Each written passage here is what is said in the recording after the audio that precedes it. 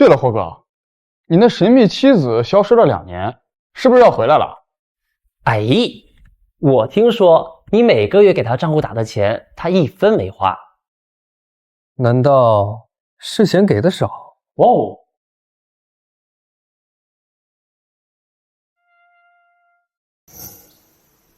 领证当天人就消失了，消失了整整2年，转的账一分没花。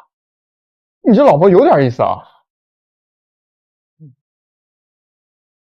我查过他的资料，宋之义，26岁，外交司高级翻译，精通多国语言，曾经参加过多起重大外交活动和冲突地区斡旋，厉害得很。哎，至少不是花瓶。岂止不是花瓶，我听说啊，前段时间外交司有个内部通报，好像是表彰战区紧急撤离任务当中表现突出的人，里面就有宋之义。好像是说当时在战地，他不仅完成了翻译任务，而且协助医疗队救治伤员，直到最后一批侨民撤离，他才肯离开。那是他的工作职责。你少来，翻译不用上前线，要是换做其他人，哪有这种魄力？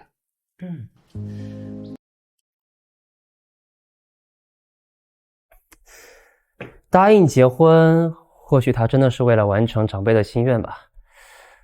但是霍太太的名头可以给他带来什么，他可能真的不在意。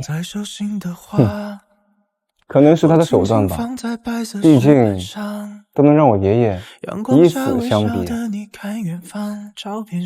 哎，如果说你最后发现宋之义并不是你想象中那样的人，那真的太他妈有意思了。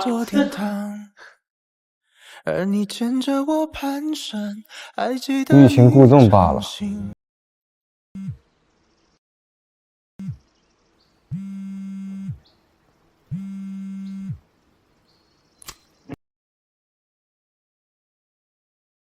爷爷，之一那丫头2年外派气倒了，应该是明天回来吧？明天下午到京。我清楚，当初那么逼你不高兴，你爸妈觉得宋家门第低，配不上咱家，也不高兴。可是眼里啊，有些责任，有些缘分，他来了躲不掉的。感情的事勉强不来的，我跟他连面都没见过几次，您指望我们怎么样啊？像正常夫妻那样生活？我没指望你们一开始就浓情蜜意，但至少你该试着了解他。那孩子一个人在战乱区待了2年，枪林弹雨，朝不保夕。他明天回来，你接都不去接。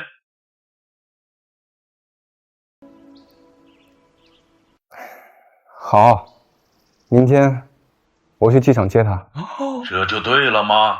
接回来，明天晚上举办家宴，让大家都认识一下你媳妇。这霍老爷子是被这个女孩子下了蛊吗？先是逼你结婚，后来又让你培养感情，这是铁定了心，想让这个女子收服你啊！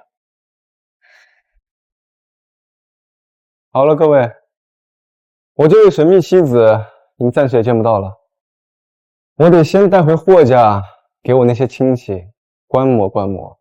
哇哦，霍家可不好搞哦。哼，也许人家根本不需要霍家的认可，没准啊，他真的把结婚当契约了。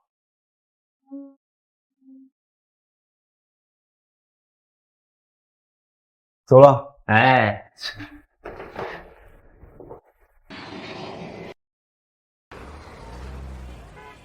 我经过世界，路过黑夜，阑珊的人群，你在霍先生，你来了。那边是梦的直觉。爷爷让我来接你，麻烦你了，把我送到外交司宿舍就好。爷爷说今天要办一个家宴。家宴？说是想正式把你介绍给霍家人。好。这是我与知意的第2次见面，他没有客套，也没有拘谨，他的世界好像从来都与我与霍家隔着一道清晰的界限，他似乎也从没想着跨过这道线。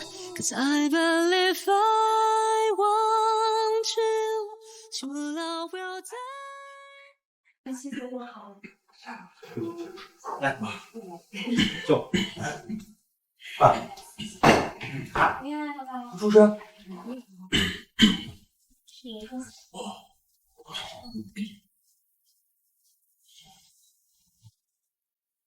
都齐了啊！啊，就差知意和燕礼了。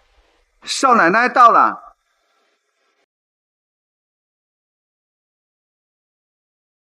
抱歉，路上有些堵车，我来晚了。哎，丫头，快过来坐。知意啊，菜还没上呢，来陪我坐这儿。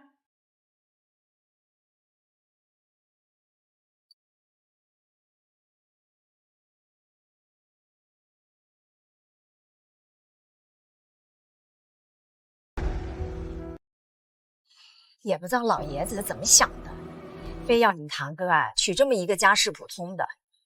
你伯母也不太喜这个儿媳。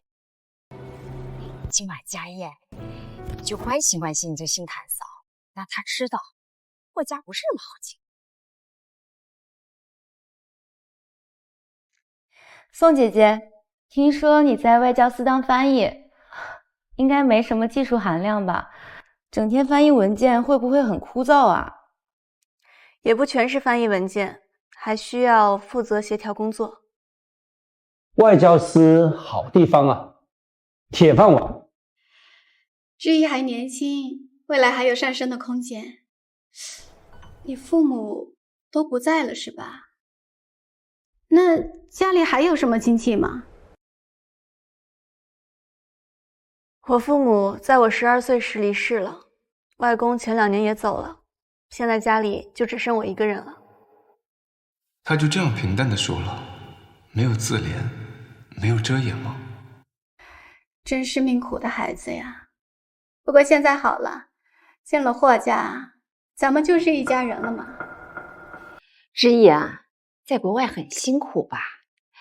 听说你去过的那些地方，条件都不太好。女孩子家的不用那么拼命。还好，工作需要。女孩子啊，还是稳当一点好。像我们思琪啊，现在在美术馆做策展，工作轻松，环境也好，还能陶冶情操呢。啊，对了，思琪啊，咱们馆里现在有什么新展吗？下周有个法国印象派特展，我从巴黎借了几幅莫奈的真迹过来。知意啊，别说二伯父说教你，作为霍家媳妇，你也要提升自己的艺术审美，别成天翻译那些枯燥的文件。下周你去思琪那里参加画展。伯父，我最近工作忙，下周没空，多谢您的好意。你在外交司不就是翻译那些文件吗？有什么特别忙的呀？也不全是翻译文件，下周需要参加战地地区和平进程磋商，负责战区停火协议。战地和平进程？是上个月在日瓦签的那个临时停火协议是吗？是，我所在的团队负责协议文本中的中文版本和部分阿拉伯语版本的核对工作。那份协议啊，我好像在内部通报里看过，外交司通报表扬了参与团队，是吧？是的，团队工作获得了认可。他说的是团队，没有提自己。怎么气氛忽然就变了？什么停火协议？什么日瓦？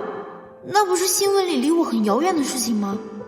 那姐姐平时工作应该很危险吧？要经常去那些战乱国家吗？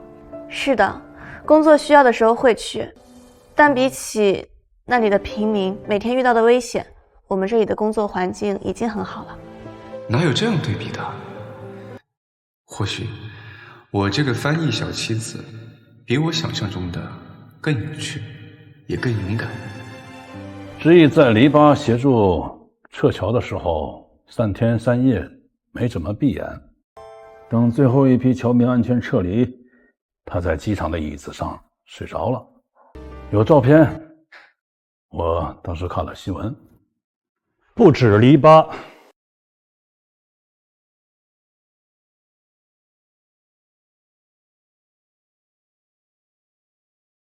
爸，路上堵车，我来晚了。大哥，二哥，知意，小叔，你刚才问知意的工作危险不危险？我去年在西里执行任务，碰巧遇到了知意，他为了救被困的华夏工人，一个人单枪匹马的跟当地的武装组织谈判，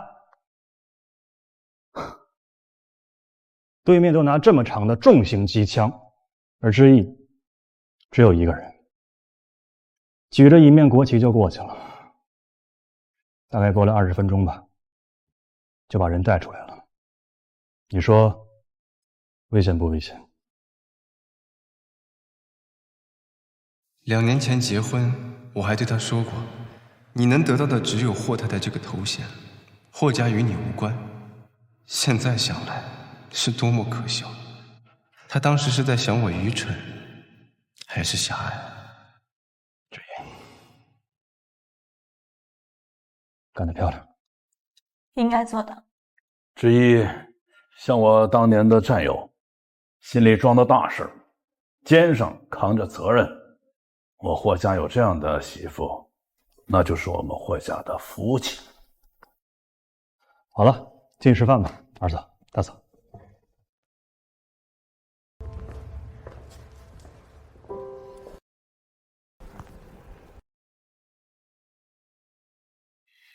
知意啊，妈知道你有理想，有抱负，妈佩服你。但女人啊，归根结底还是该以家庭为重。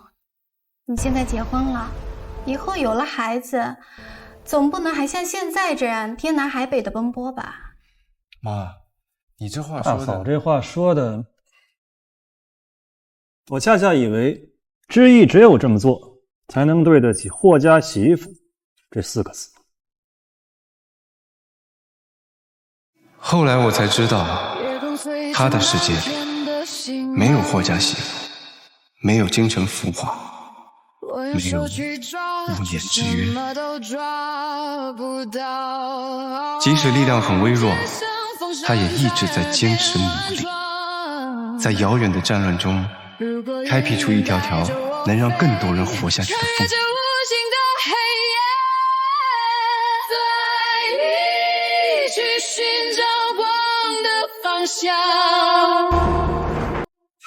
黄队出事了！北边的检查站半小时前被自由军控制了，他们挟持了一个4人的联合国观察员小组，他们那里有3个外国人，有一个是你们华夏的翻译。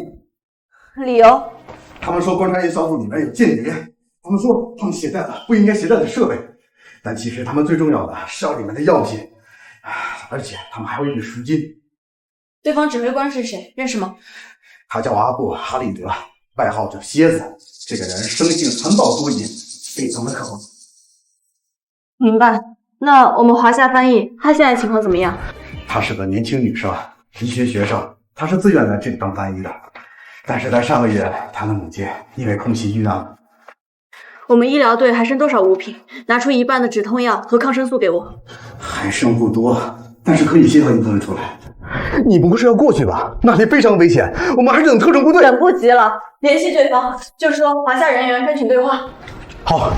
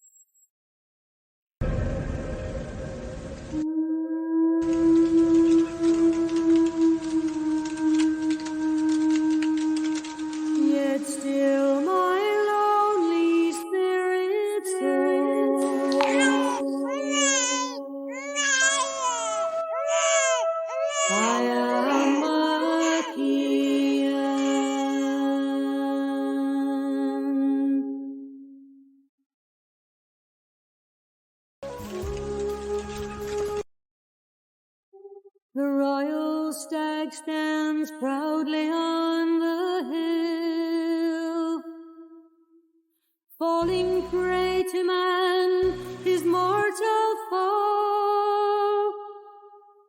Some men know not of dignity or pride.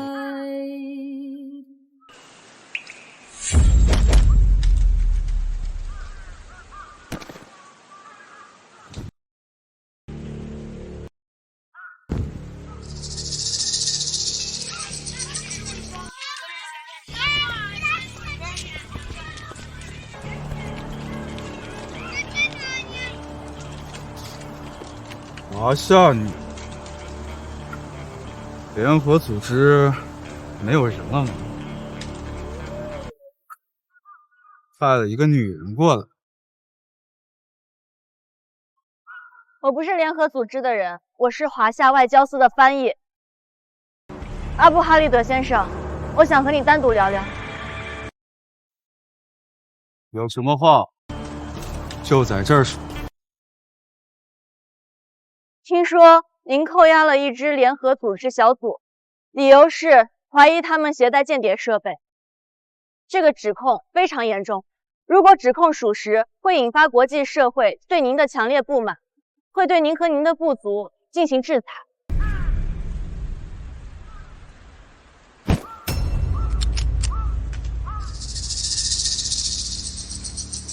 我相信你已经查清。 那些人并不是间谍，那么您的行为势必会引发外界对您和您部族的看法。您最近不是在争取和某华夏企业重建计划吗？这家公司非常看重合作方的国际名声。这个女人不简单啊，连我私下的商业接触都很清楚。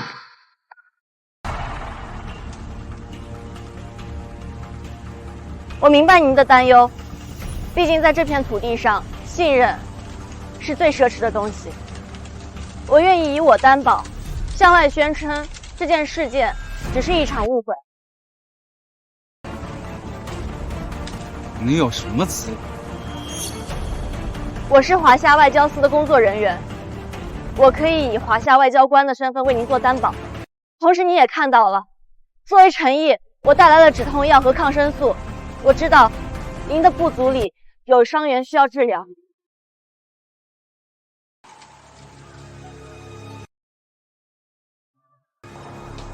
明天的报纸，我想要看到我希望的头版新闻，否则，你知道的，我会找到你。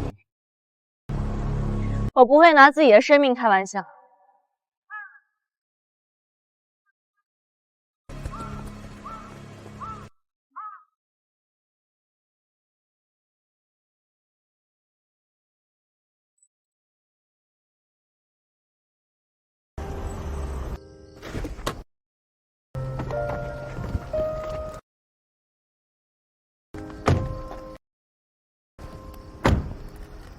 宋，你是唯一一个能在蝎子脸皮底下成功救出人质的人，你真了不起。宋小姐，真的谢谢你。把他送去医务室吧。好，来，我们走。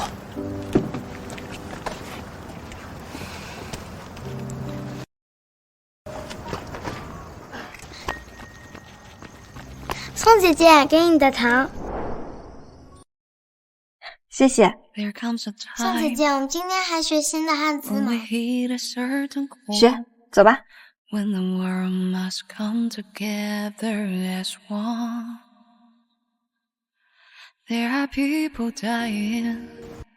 学什么呀？今天我们学的新词是和平。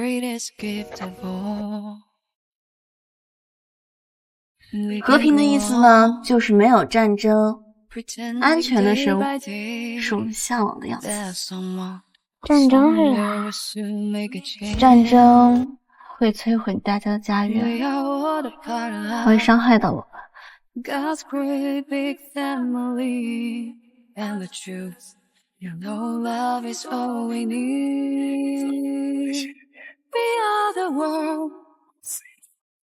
We are the children.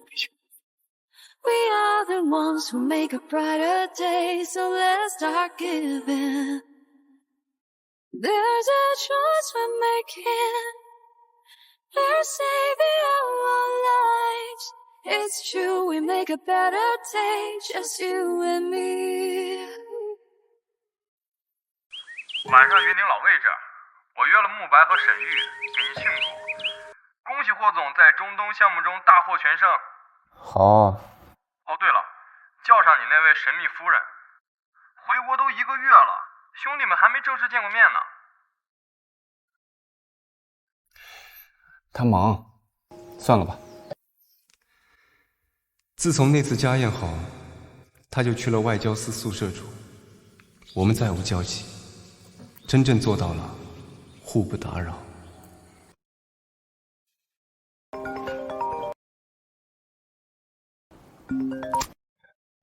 爷爷，有事吗？我听说季云那小子想见知意，你带他去。哎呀，爷爷，我们知意是你法律上的妻子，是你霍艳里的太太，藏着不见人像什么话？不是藏着，他可能也没时间。有没有时间？你问了吗？知意那孩子，他在国内没什么根基，你这个做丈夫的，多带他见见人，帮他铺铺路。好。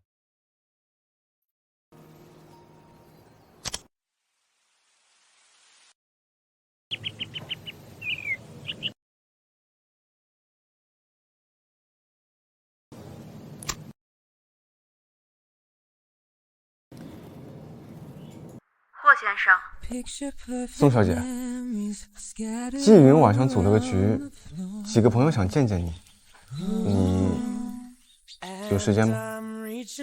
好，时间地点发我。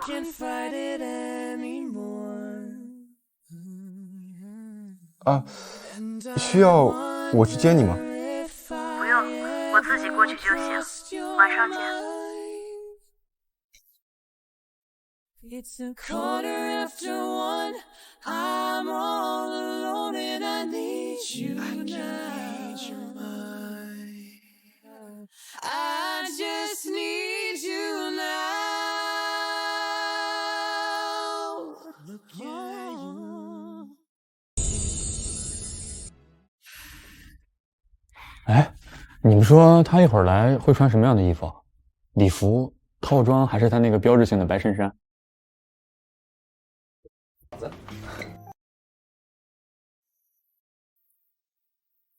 抱歉，我来晚了。啊，嫂子一点都不晚，来的正好，快坐。相处无言，懂彼此心跳，默契让浪漫更好。眼神交汇带温柔。嫂子，你在外交司工作应该很忙吧？还好，最近在整理之前外派的材料。啊，嫂子之前在日内参与战区协议停火谈判，听说过了，非常了不起。团队共同取得的成果。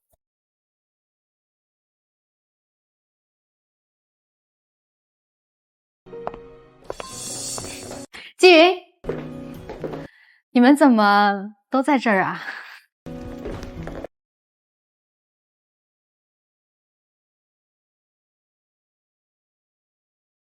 你们怎么都在这儿啊？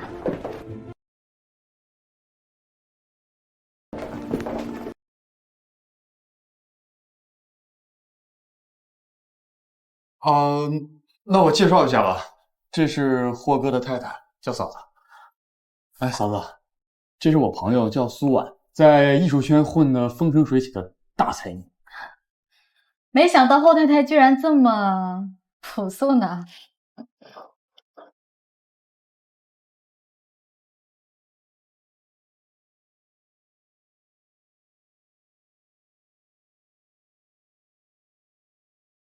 原来都在这儿啊！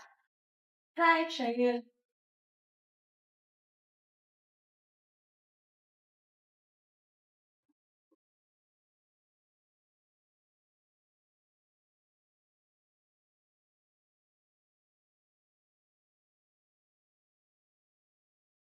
哎，对了，上周看的那幅莫迪里阿尼的小幅肖像拍下来了，虽然只要300万欧，但是那个忧郁的气质啊，可太迷人了。苏婉姐真有艺术品味，我就看不出那些画好在哪儿。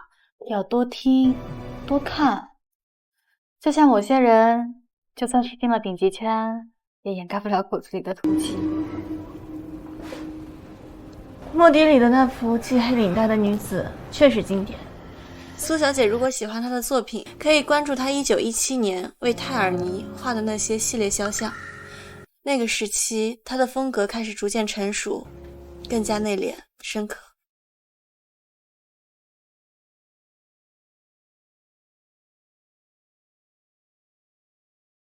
他怎么懂这么多？莫迪里那个时期创作的作品都在大使馆皮埃尔手上，这谁看得到？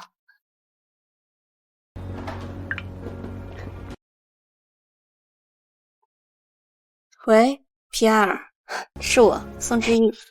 宋，真难得你会主动打给我，你是在京市吗？是，我有个事情要麻烦你。我有个朋友很喜欢莫迪里的作品，我记得他有一部分应该是在你这里吧？哈哈，莫迪里巅峰时期的作品都在我这儿。如果你有需要的话，我马上把我收藏的作品发给你朋友看看。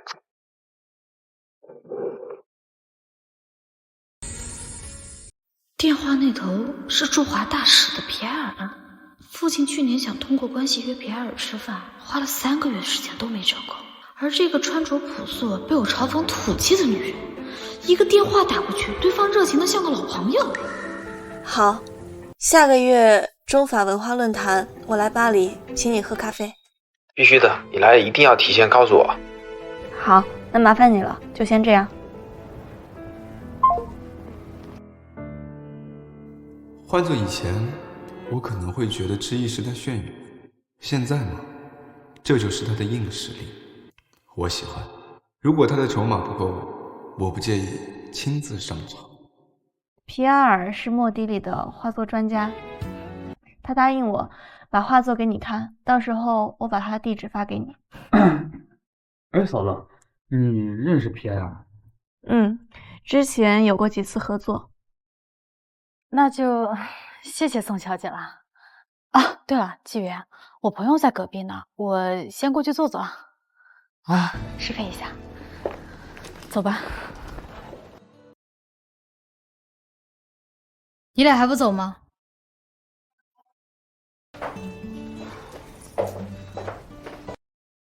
啊，嫂子，不好意思啊，他们来我……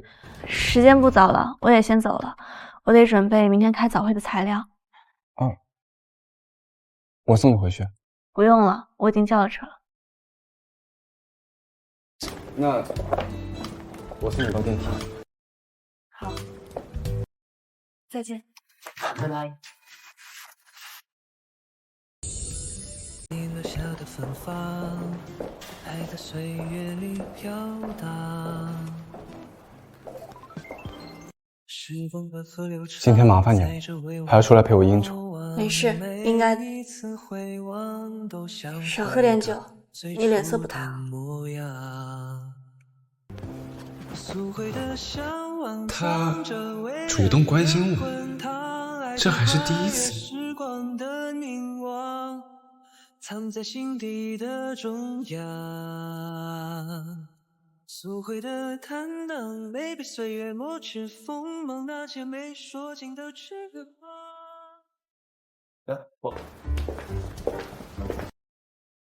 霍哥，快来，正聊你呢。说我什么呢？哇，真的，刚刚嫂子在这儿，我没好意思说。我活了30年，我第一次见到这样的女人。没错，专业素养很高，而且不招摇。关键是，好像并不在意我们怎么看他。哎，那我们敬嫂子。哎，来了，干杯！一个。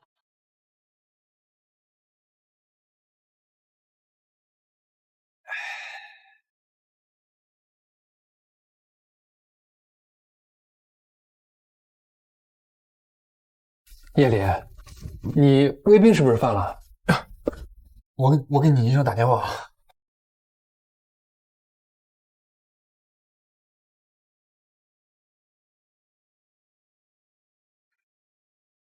我手机落在这儿了。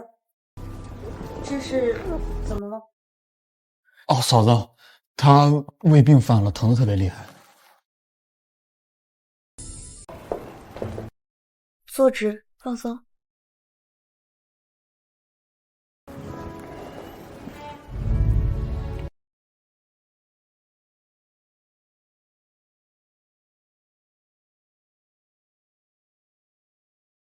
于是我贪恋着某些瞬间，让星光点亮彼此双眼。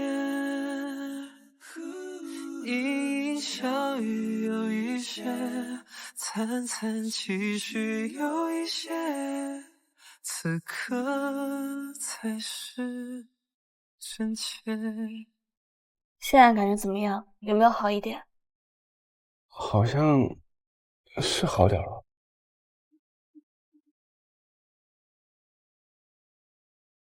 谢谢啊，你还会这个呢？我母亲是医生，我学了些皮毛。胃病不能喝酒，尤其是空腹。我送你回去。不用了，车已经到楼下了。我刚刚做的只能缓解，如果痛的话，还是要去医院。不要吃刺激性食品。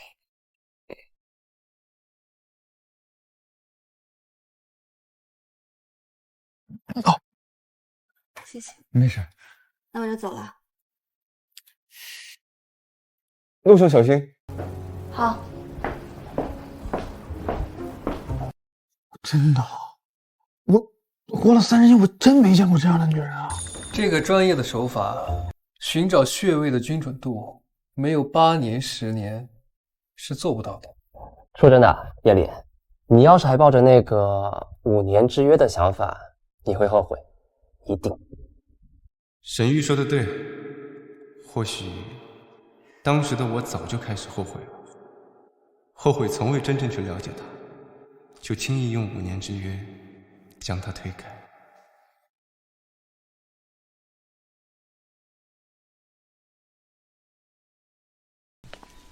宋翻译，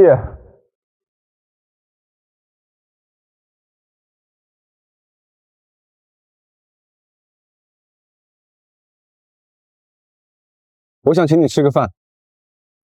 昨天的事应该有个正式的感谢。这附近有家很不错的湘菜。霍先生，我7点50要回部里交还设备，只能就近解决。霍先生，您如果不介意的话，这附近商场里有简餐。不介意。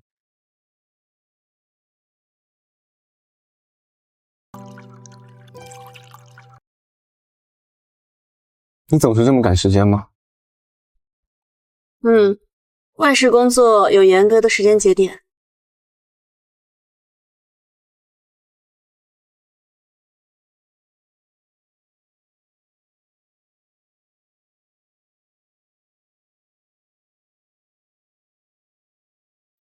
你的手腕……哦，旧伤，没事。是在国外工作的时候留下的。霍先生对我的工作很有兴趣。我只是觉得外交工作比我想象的更复杂一点。任何事情只要深入去做，就能发现其背后的复杂性。就像你上谈判桌，背后总会涉及当地社会结构、宗教习惯、环境评估。其实我们离得很近。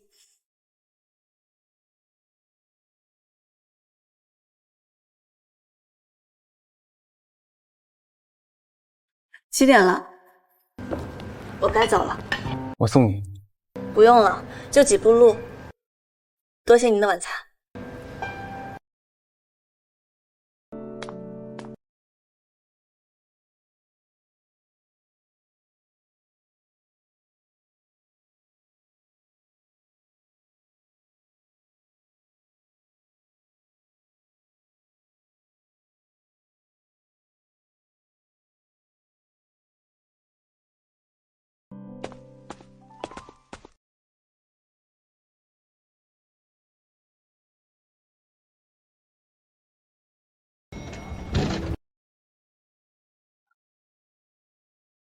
你的。谢谢。蓝色的手腕的伤汗水挂真的没啥。没事，只是偶尔会麻，习惯了。咖啡红，光线太胡闹，你干嘛趴在桌上？霍先生，再见。流成色丝间的我的心跳。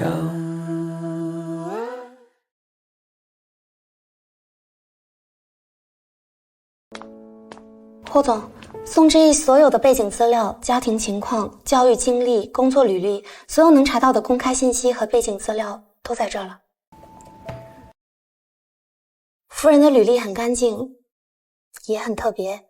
她出生于外交世家，父亲宋怀远是驻外高级外交官，38岁时为保护侨民而牺牲。母亲沈清如是军区维和医生，36岁时为保护战区儿童而牺牲。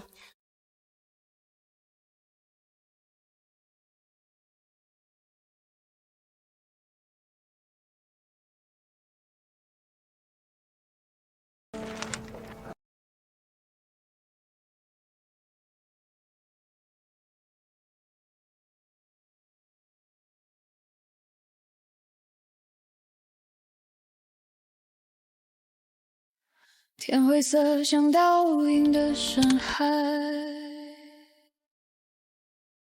脚下的影子被拉长不回来，心跳却还不肯停下来。如果风能推着我飞，越过这世界的边界。他失去过至亲，背负着沉重的过去，依然选择在战火中救人。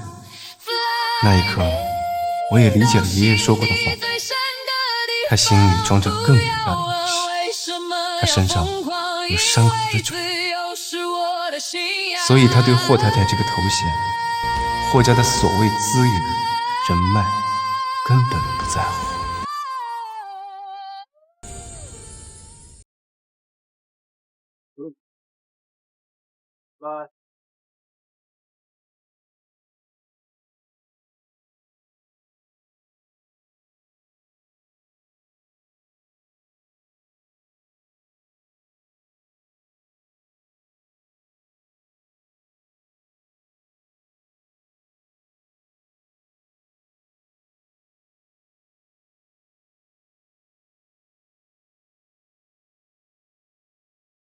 薇薇，你真回来了，霍艳丽知道吗？刚回来，还没告诉他。我听班长说，霍艳丽晚上要去参加一个国际酒会。薇薇，以你现在跨国大公司高管的身份，应该也有资格去参加吧？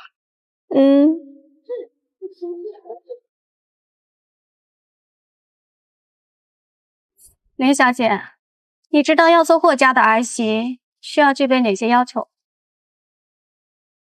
伯母，我和艳丽是真心相爱的。林小姐，做霍家的儿媳不是光有爱情就可以的，需要管理家族的慈善基金，需要和各方打交道，而这些都是从小耳濡目染，需要家世背景的支撑，还需要一种与生俱来的从容。我可以帮你，让你出国去最高的学府。你还年轻，应该去追求更广阔的天地，而不是困在一段不被祝福的感情。不用，我可以自己努力的。你不妨打开看看。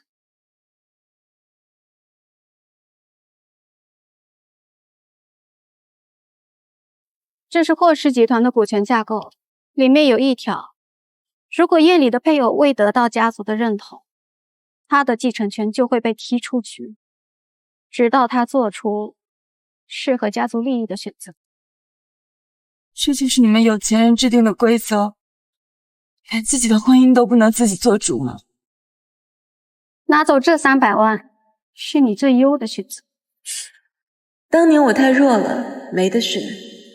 只能没日没夜的在国外打拼。如今终于事业有成，可他却已经结婚了。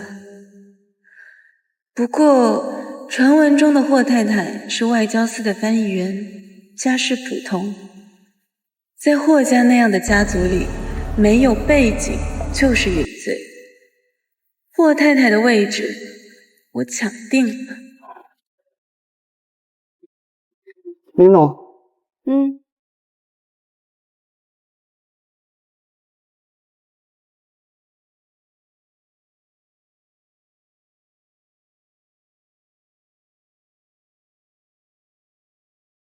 这封请柬是外交司与驻华大使馆联合举办的经贸合作论坛闭幕酒会，还要求协办出席。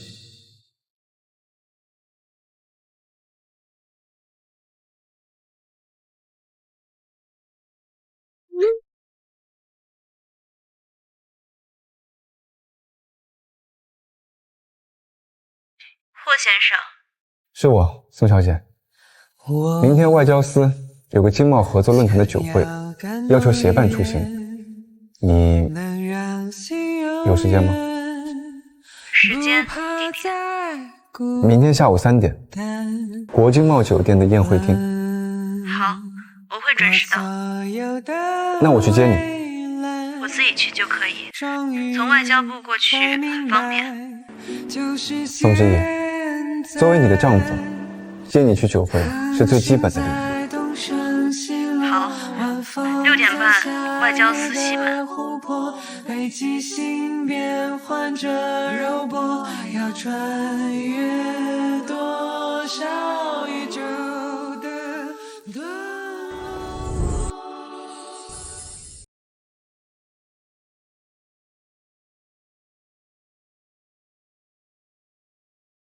6年了。嫂子，今天这身特别适合你，高雅大气。宋翻译，又见面了。季先生，周律师好。我带你去见几个朋友。哎，霍哥，嫂子借我一会儿。你要干嘛？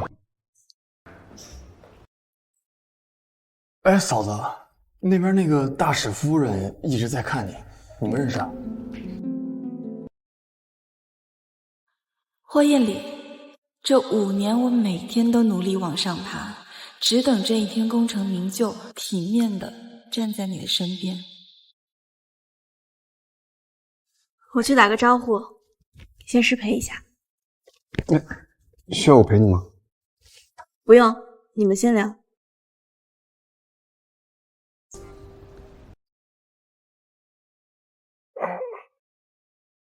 咋整？宋，我真的没想到今天居然会在这儿遇见你。这2年呢，我很想你。夫人，我也很想念您。林小姐，您自便。我要跟我的老朋友单独交谈。这2年怎么样？一切都好。雅茹怎么样？挺好的，她一直说很想见到你呢。哎，嫂子居然跟大使夫人认识啊？看样子他们关系匪浅。看来咱们还是把她给看浅了。她一直说很想见到你呢，你是我们全家的大恩人。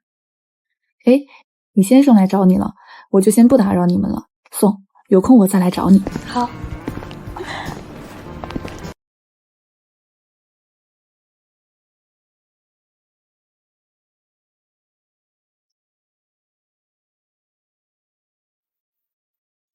你和大使夫人4年前在贝鲁特，他孙子的学校遭遇了空袭，我也在现场，孩子伤得很重，还好救回来了。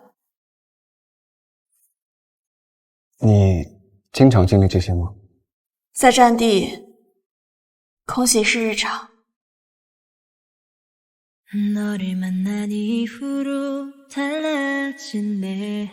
能跟大使馆夫人搭上话，还不是靠着霍家给的身份耀武扬威？好，不是爱显摆吗？今天就让你在这些身份高贵的外宾面前显摆。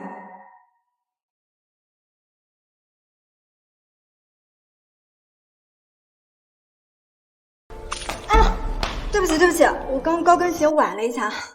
赵薇薇，你没关系，我先去处理一下，很快回来，不用担心。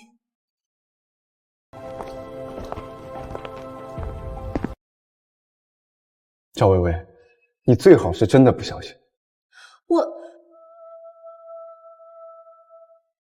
我就是不小心的呀。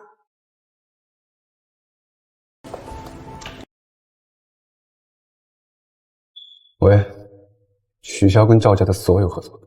不是，为什么呀，霍总？我刚真的不是故意的，你别。人要为自己所犯的错误承担责任。你看，霍哥这是在霸气虎妻呢。林薇那个贱人跑哪儿去了？他说霍艳丽很讨厌这个新婚妻子，只要我把酒泼向他，让他当众出丑，林薇就答应帮我拿到霍氏集团更多项目。可现在霍艳丽明显很护着他妻子啊。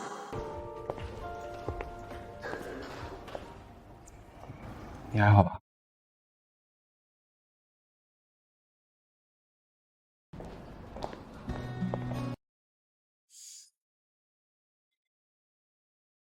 赵小姐，您的鞋跟似乎不稳，建议您下次选一个鞋跟稳一些的款式。另外，持杯用食指和拇指捏住杯柄，而不是整个手掌都包裹着它。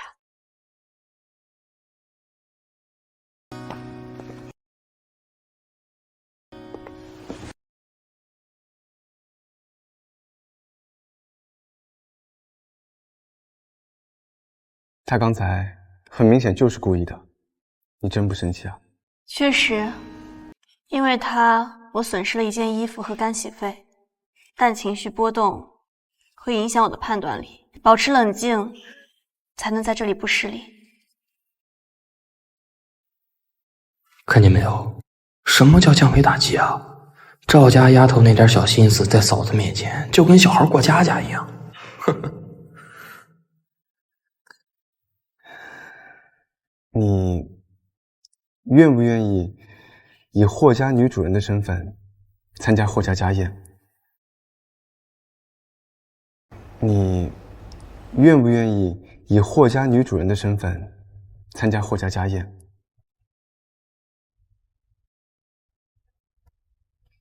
好，后天会举行霍氏集团成立30周年的庆典，母亲说想让你作为霍家女主人来主持操办，你有空吗？有空。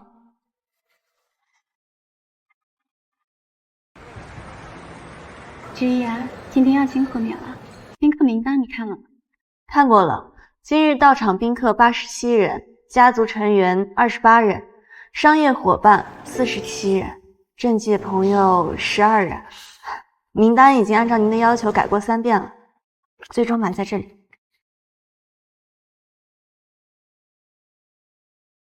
你有心了，我去检查一下宴席布置。霍伯母，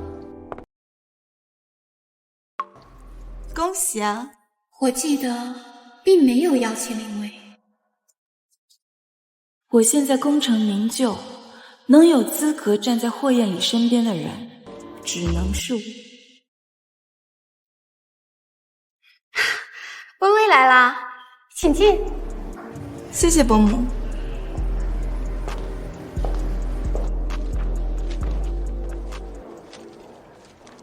有些宾客痛风或者海鲜过敏的，我都已经备注好了，那去安排一下。这个我曾经认为配不上霍家的儿媳妇儿，竟然如此优秀。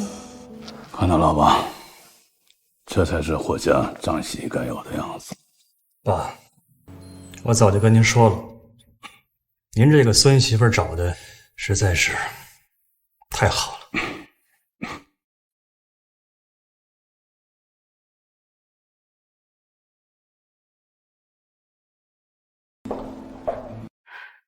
艳丽，我能单独跟你说2句话吗？关于当年的事，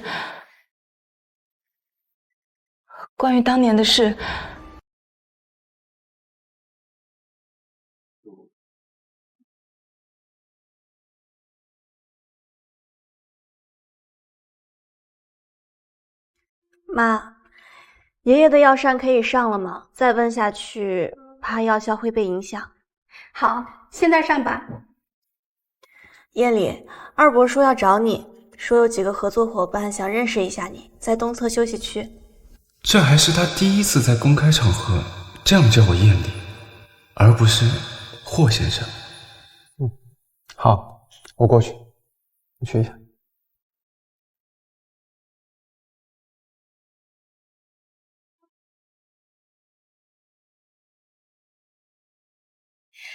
直言，你才是我们霍家认可的阿邪。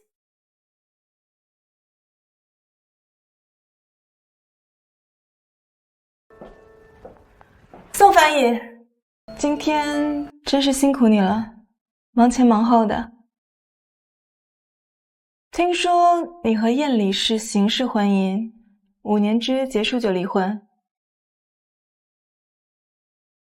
听说你和燕里是形式婚姻，5年之约结束就离婚，真可怜，守着一个不爱自己的男人，还要在这里装贤惠。你以为这样就能赢得霍家的认可？这位小姐，你很闲吗？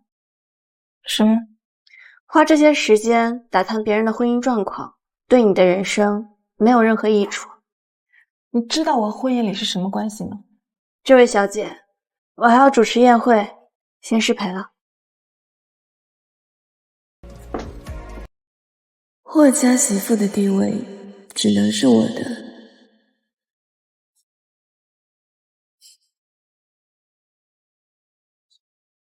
之夜，刚才在洗手间，林薇是不是找过你啊？说了几句话。他说什么了？没什么重要的，一些个人情绪的表达，我已经处理好了。你不在意吗？林小姐个人的情绪，我不在意。妈，我先去前厅看看还有没有需要帮忙的。年轻的时候，如果遇到丈夫前任的挑衅，我肯定会情绪激动，大哭大闹的。可眼前这个儿媳呀，似乎真的不在乎。大嫂，知意心里装的是山河天下，不是宅院纷争。以前是我的小孩。那天，当林薇靠过来的时候，我的第一反应是烦躁和为难。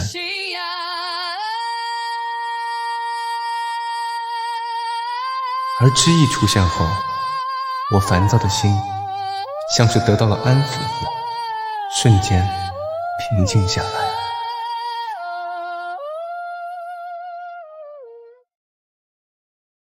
首领，米卢国家那边的律师发来消息，议会已经将矿业列入国有化，我们合并的矿产刚好在国有的名单上。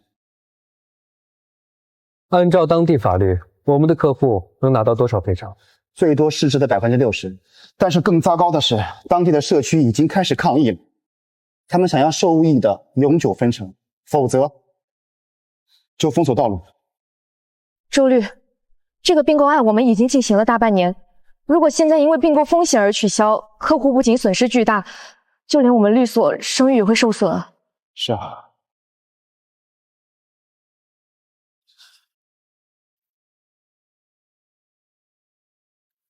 喂，霍哥，麻烦你把嫂子电话发我一下。你找她什么事儿？是这样的，我现在这边遇到了一个南美特别难搞的案子，听说嫂子之前在那边待过，了解当地人的习俗，所以我想请她帮帮忙。好，我把你嫂子的联系方式发你，但是她平常工作挺忙的，你要有边界感，别累着她。知道了，霍哥，等我拿下这个案子，我会抽出30%分给嫂子。你嫂子不在意这些，如果你真想表示，就把钱捐到和平事业上。完全没有问题，原来霍哥这么支持嫂子事业呢。号码发过去了。好。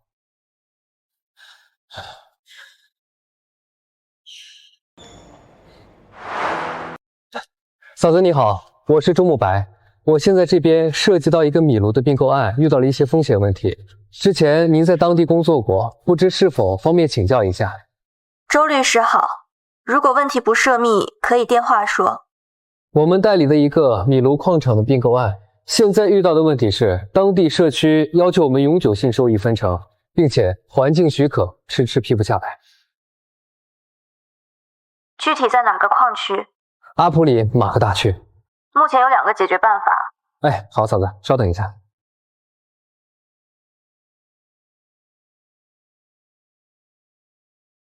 嫂子，您说。第一，立即启动社区协商程序，不要找当地律师，要找当地教会或民间组织的人牵线。第二，如果时间来不及，就把交易结构改为分阶段付款，把获得社区正式同意作为第1阶段付款的前提条件。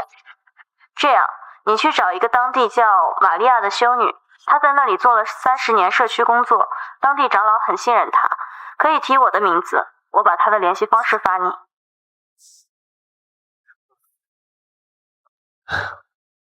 嫂子，您为何如此全力的帮我？这件事如果处理不当，可能会引发冲突。我记得2014年就发生过社区与矿井的暴力冲突，死了6个人。在那些地方，于你而言，可能只是一个棘手的地区、棘手的案子。对当地人来说，矿场关系到人的生计、环境存续，或者生命。好，嫂子，谢谢你，你已经给出了我最优的解决方案了。不客气。如果后续需要，我可以推荐几位当地的经济学者，他们比顾问公司更了解当地风土人情。好嘞。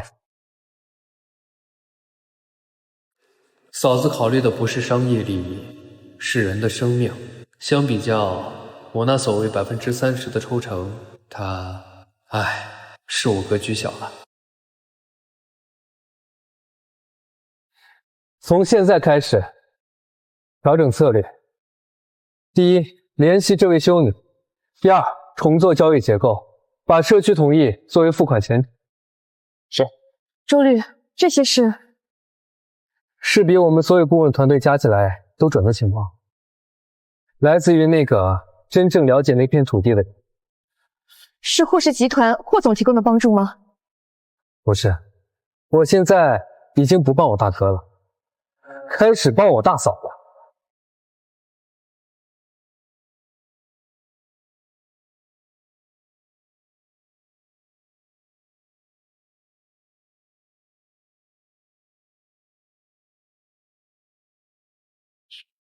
给你打电话不接，发消息不回，我不得已才来找你。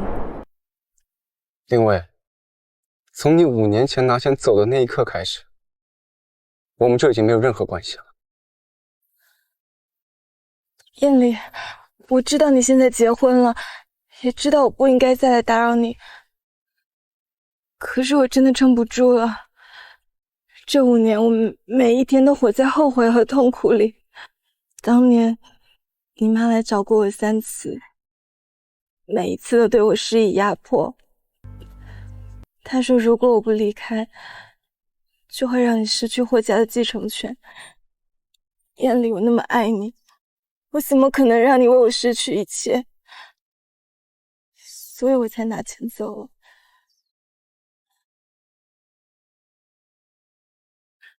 这就是当年那张卡，密码是你的生日。我这些年就算过得再难，都没有动过里面的1分钱。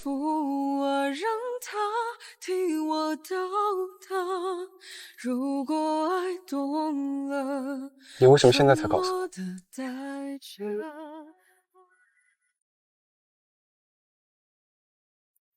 那个时候我太弱了，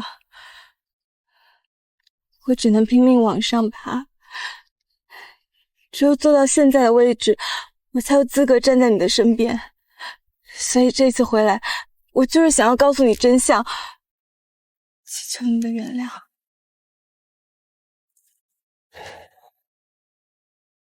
林薇，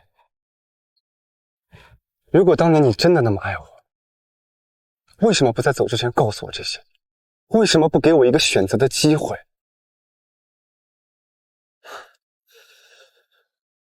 如果你告诉我我母亲逼你，说会让我失去继承权，那我会告诉你，我不在乎这些，我在乎的是你愿不愿意和我一起去面对，一起去争取。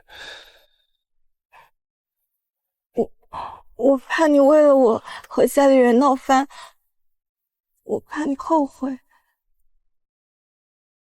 林薇，你从来都没有真正的了解过我。如果你真的了解我，你就该知道，我最恨的就是别人替我做决定。这张卡你拿回去吧，之前的事情都与我无关。燕玲，燕玲，这么多年我为了你在国外拼搏，只是为了有资格能站在你的身边，你一点都不感动吗？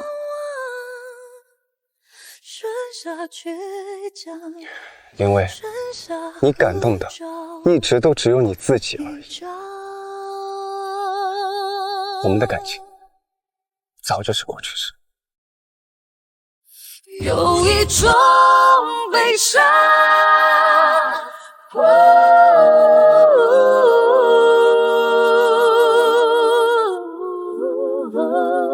留在我过往。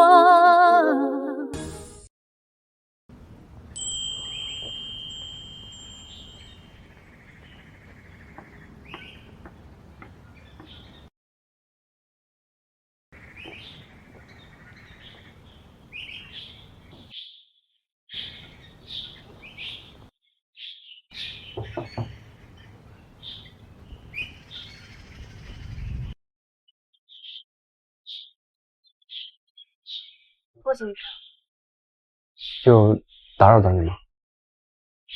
没有，请进。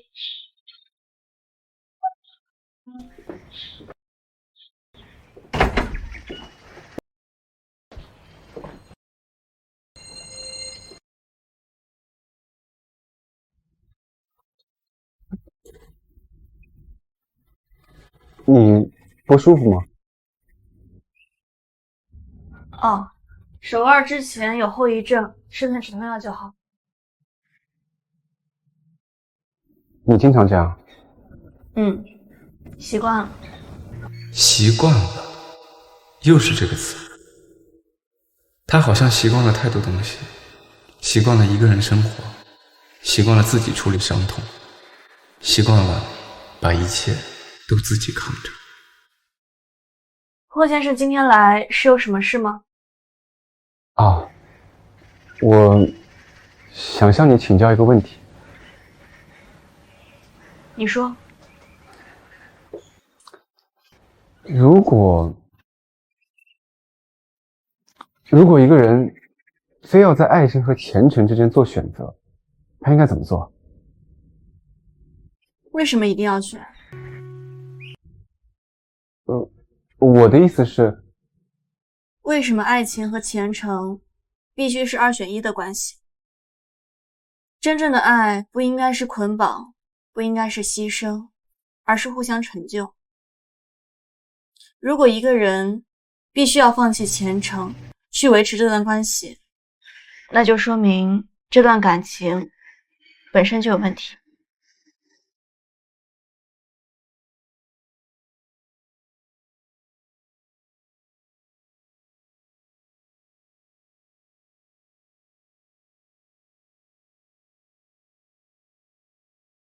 健康的爱应该是2个人变得更好，都能追求自己想要的生活。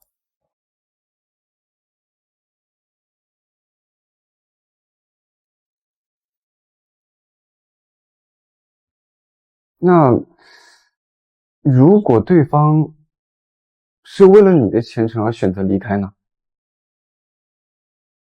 那就要看他的动机。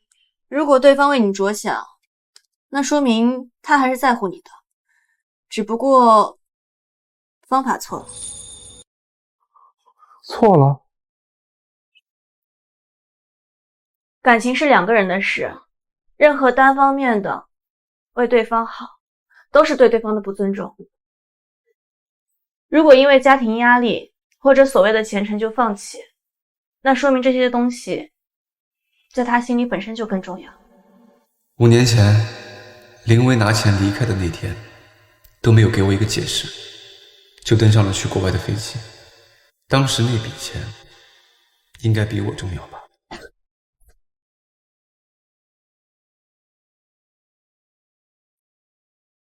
谢谢你啊，我心中那点困惑已经解开了。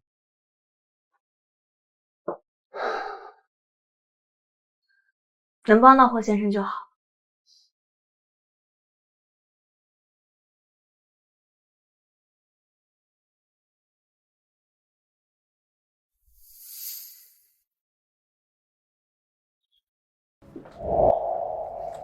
喝口水吧。谢谢。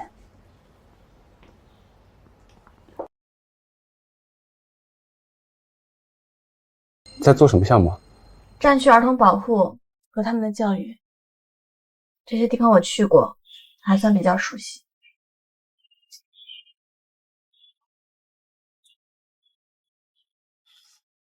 这些孩子是在战乱地区，他们的学校被摧毁，老师牺牲，课本都被烧毁了，但教育不能停，停下来，一代人就毁了。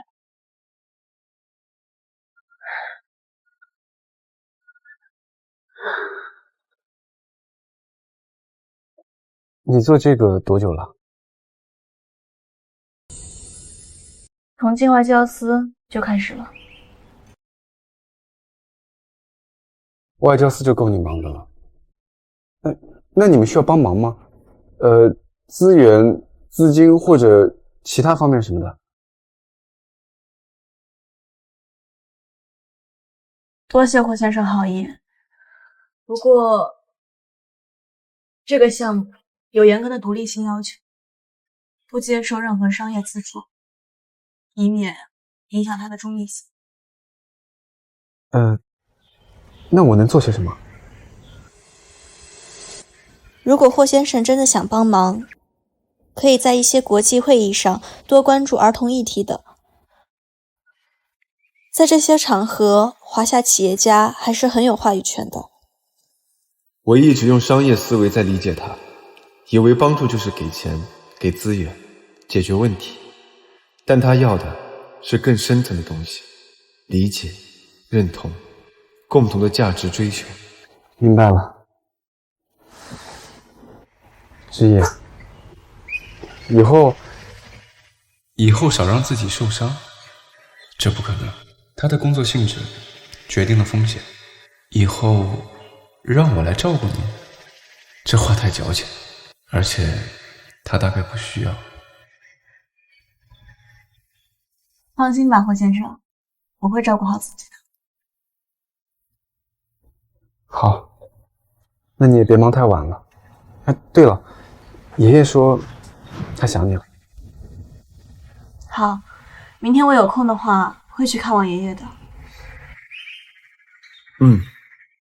那你继续忙吧，我先回去了。好，路上注意安全。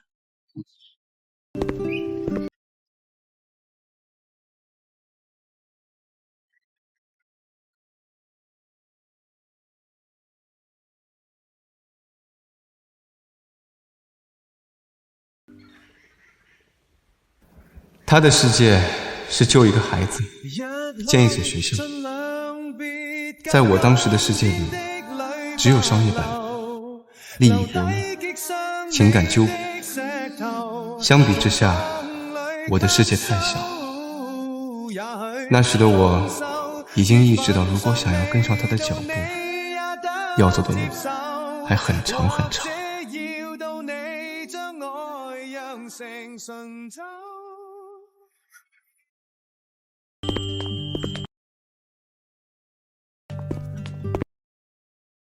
爷爷，哟，知意回来了，哈哈，快来，让爷爷看看。哎呦，又瘦了些是吧？是不是忙着工作，没好好吃饭呢？没有，最近饮食很好。好孩子，又稳重又可靠。只是啊，不要因为工作累坏了身体啊。你去看看婆婆为你准备的晚餐怎么样了？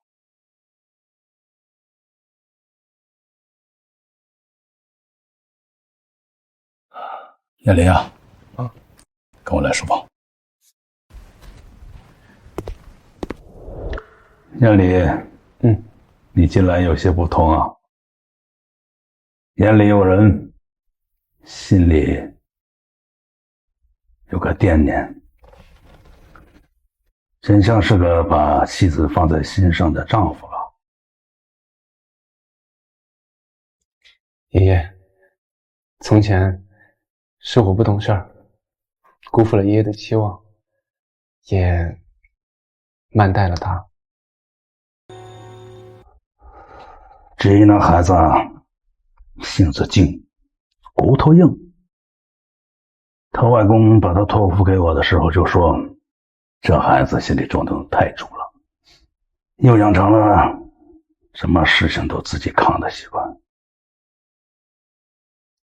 你要走进他，就不能用平常的法子了。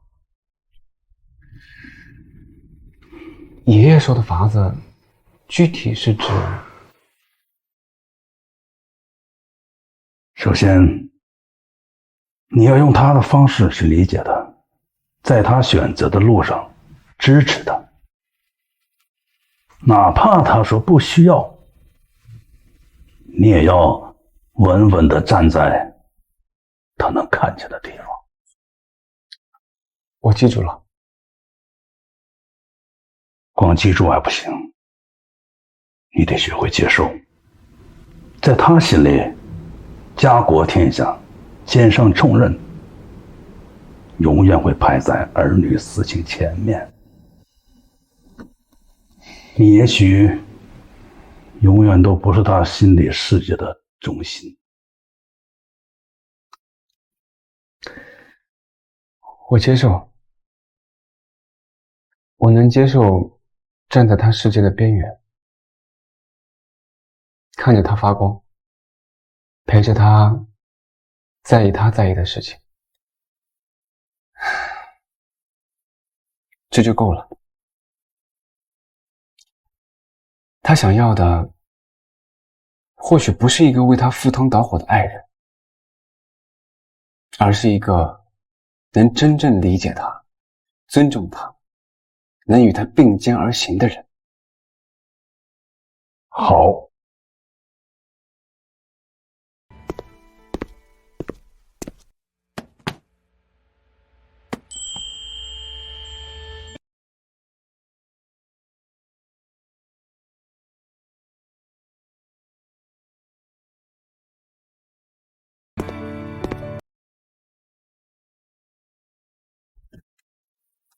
这是你奶奶留下的，她说要给霍家真正的媳妇。4年前我没拿出来的，是因为我觉得时候未到，你也并没有做好准备。现在我觉得是时候交给你了。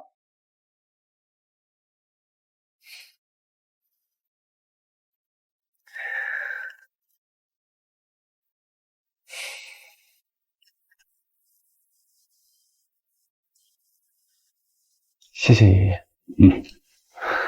不用谢我了，去拿给志毅吧。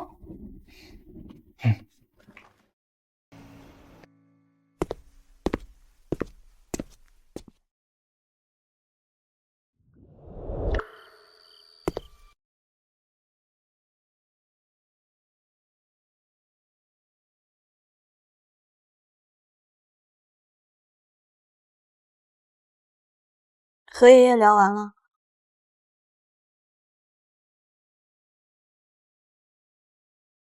奶奶留下的，说是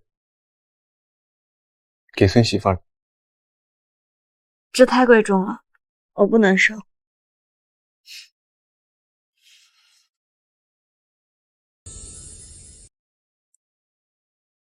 我所做的一切，都只是因为在婚姻期间，我是霍家的媳妇，这是我应该做的。但这不代表要违背5年之约的本质。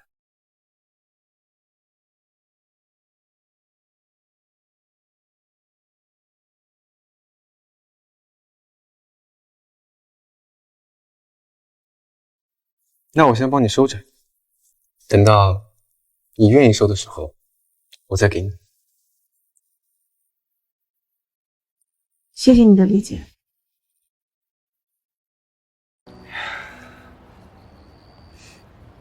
不是理解，是尊重。我尊重你的选择，但我还是想说，在我心里，你已经是我认定的妻子了。所以，我会用我的方式对你好，支持你，站在你身边。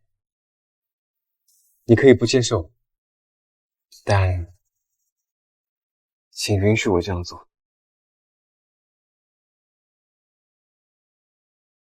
霍元礼，我并不需要轰轰烈烈的爱情，我需要的是一个和你并肩而行的人。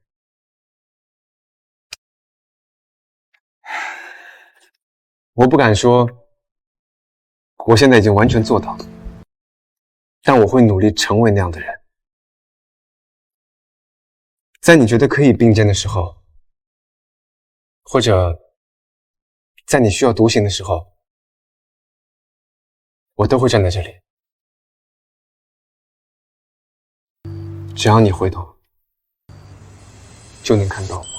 落地曙光，守护着你的方向，不必在孤身前往，有你安心的胸膛，黑夜都不必害怕，为你擦亮星光，这一生我知道，守护你一路光亮，所以我们可以慢慢来，先从偶尔并肩一段开始。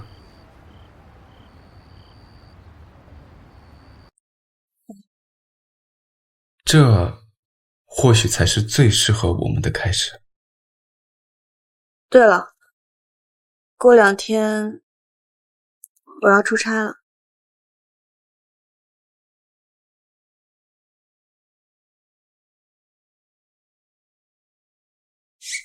去多久？初步计划6个月。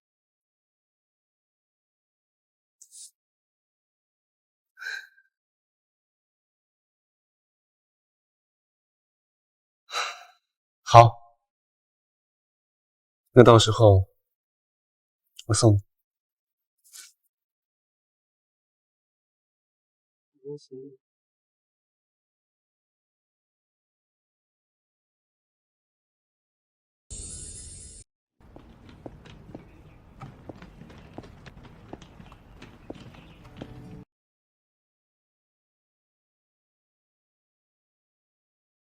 那边春天多雨，记得常备雨伞。好，我会多注意的。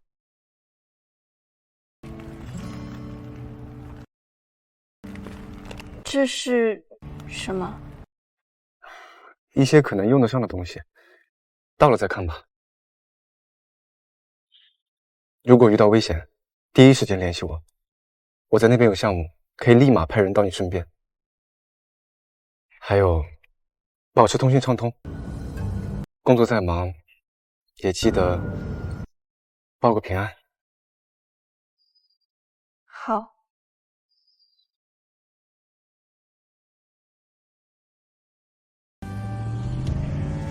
不再是无尽的沉默和未知的2年，这一次，我们之间有了一条很细的线，虽远，却连。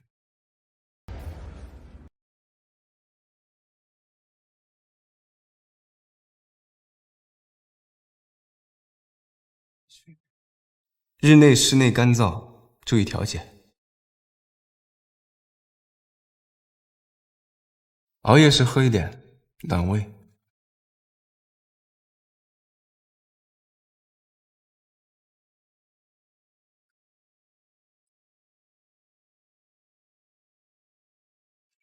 山河远阔，人间烟火皆可寄。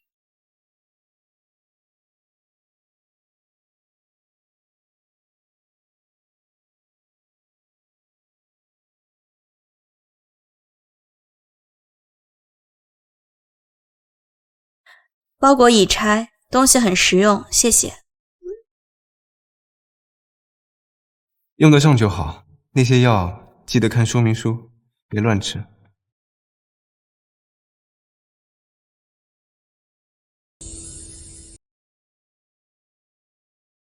好。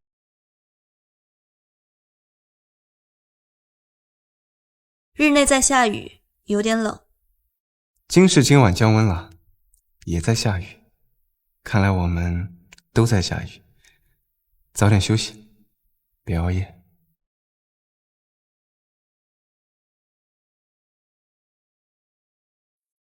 这就休息，你也是。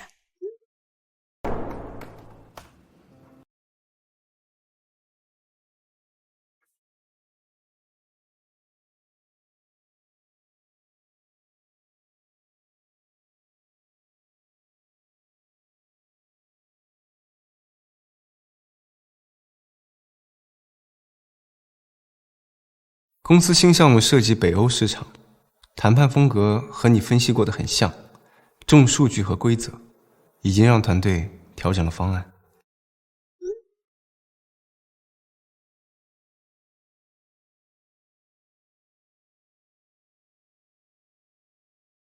北欧人重视公私分明，非工作时间尽量不要谈工作。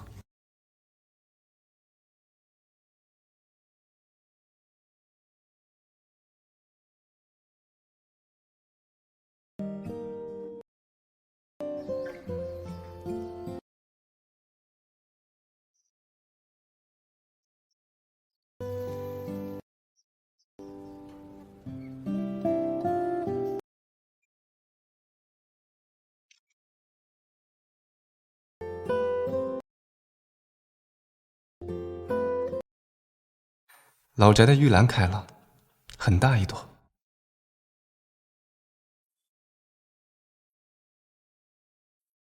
玉兰很漂亮，今天路过湖边，看到天鹅带着幼鸟。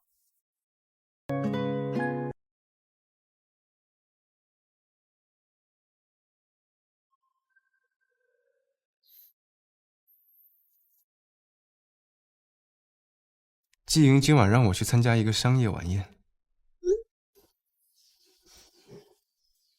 去吧，不过你胃不好，少喝酒。好，听你的。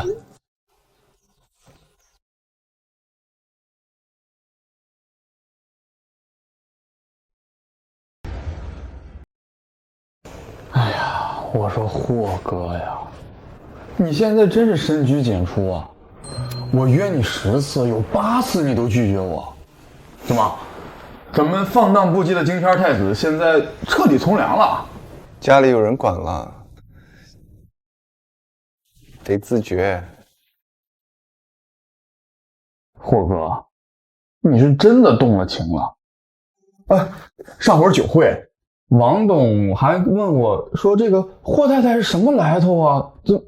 怎么能把咱们霍总治得这么服帖啊？他不需要说服谁，是我自己愿意。挺好，嫂子值得。霍总，最近听说你在搞什么国际公益基金，这不是你的风格啊。在筹备，主要关注战乱地区儿童的教育和医疗。你怎么想起来搞这个了？我太太在战区工作过，她见过太多缺医少药的孩子。有些事情我知道了，就不能当没看见。我说霍哥，你现在3句离不开嫂子了，你做这些，嫂子知道吗？她什么意见啊？他知道，还给了我很多实际的建议，比如如何与当地民间组织建立有效的合作关系。挺好。敬霍太太，敬霍太太。不是霍太太，是宋之意。好，敬宋之意。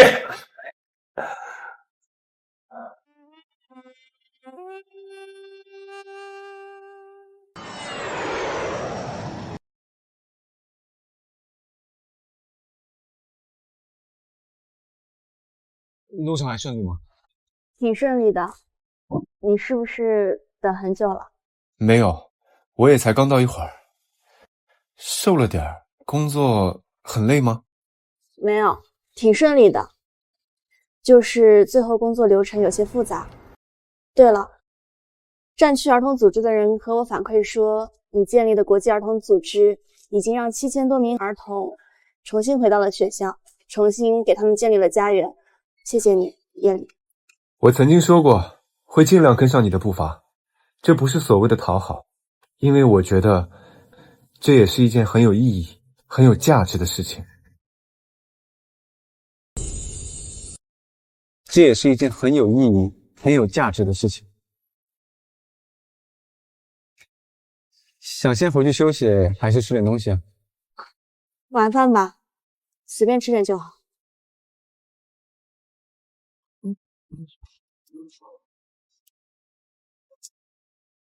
霍哥，听说嫂子回来了，正好赶上晚上校庆晚会，你带着嫂子一起来，我们顺道给嫂子接风洗尘了。我可以去。好，我带他过去。可以吗？你如果累的话呀。没事。其实他们经常在给基金里面捐款，我一直想当面谢谢他们。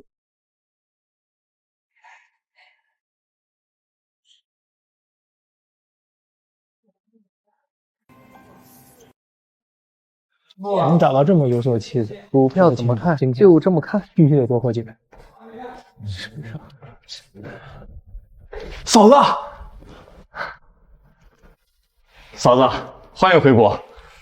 宋小姐，一路辛苦了。可把顾总心心念念的人给盼回来了。你要是再不回来，他都快把公司搬到日内去了。好久不见，多谢你们对战区儿童的贡献。叶里，好久不见，这位是？好久不见，学长，这是我太太宋之意。咱们这神秘的霍太太啊，今天啊可算是现身了。就是，叶里，他们可真也是。听说宋小姐在外交司工作，需要经常出差吧？尤其是去一些不太安稳的地方。工作需要，确实会去很多国家地区。宋小姐可真是敬业哦。听说有些战乱地区挺危险的，霍总也放心让你去吗？这份工作会不会给霍家添麻烦呀？我太太这份工作是代表国家进行外交沟通，促进和平。我不仅放心她去，我更以她为荣。她的责任担当和勇气，在我认识的人里是最顶尖的，所以作为她丈夫，我感到很荣幸。就是，我嫂子那都是干大事的，咱们呢是在和平年代谈生意，她可是在战乱地区求生存，能比吗？这是两码事，对吧？的确，嫂子是能出现在新闻联播上的人物，更是霍家全家族认可的儿媳。她能有这样的成就，还不是靠着霍家投喂资源？我可是靠着自己才能在外企站稳脚跟。霍总，找到这么优秀的妻子，今天你可得多喝几杯啊！好。班长，他胃不好，不能喝酒。他还是第一次在朋友面前维护我。哦，哎，怪我，我把这事忘了。今天咱喝茶啊，坐，喝茶。一会儿啊，还有几个同学会过来。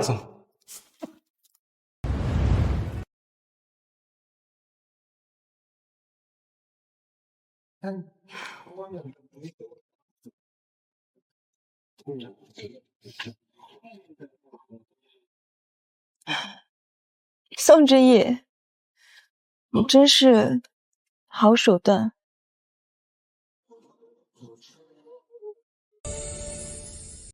别以为燕里在外人面前维护你是真的爱你，他维护的是霍家的面子而已。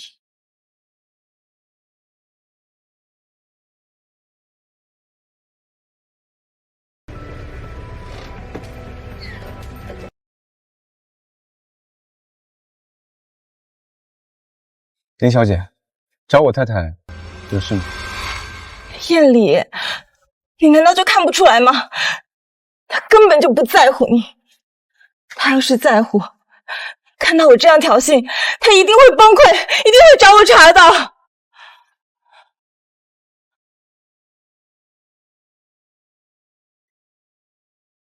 林伟，我不在乎他是否表现出你所谓的在乎，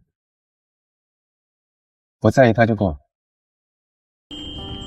至于他的平静，那是他的修养和强大，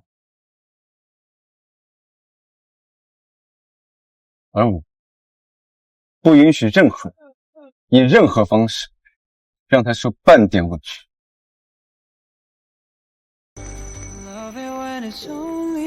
霍太太，我们回家。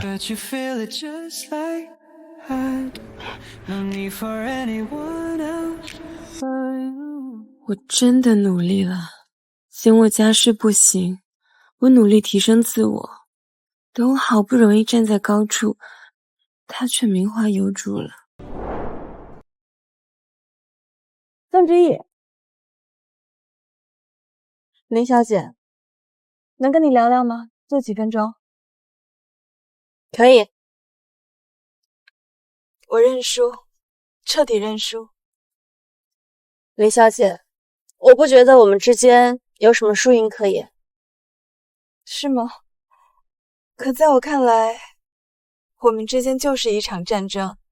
我用尽了办法，努力提升自己，制造各种偶遇，以为只要让你难堪，就可以动摇它。现在看来，我的这些招数在你面前就像个笑话。林小姐，你有梦想？是吗？是吗？我记得你是外企驻华高管，你还有什么更大的目标吗？驻华总裁不是那么好当的。我本来以为做到高管就可以站在霍彦礼的身边，不如找一个靠山。把人生寄托在别人身上，终究是空中楼阁。你很优秀，你很好，你可以靠自己走出一条更精彩、更独立的路，甚至比他们更高、更远。宋之义，这一刻我才知道为什么他们都喜欢你。我以后还能联系你吗？不是关于霍彦礼，在我想找人聊聊的时候。有时间的话，当然可以。林小姐，我还有事，我就先走了。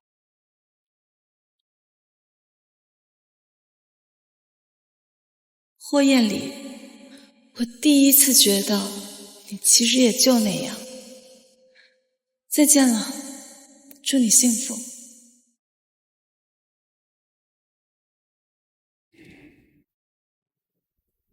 彦礼啊，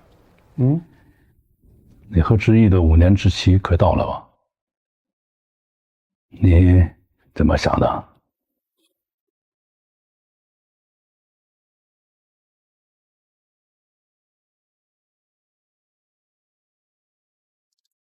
爷爷，我想毁约。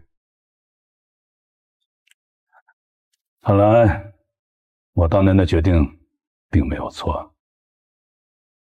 不过彦礼啊，有一件事儿我一直没告诉你。什么事啊？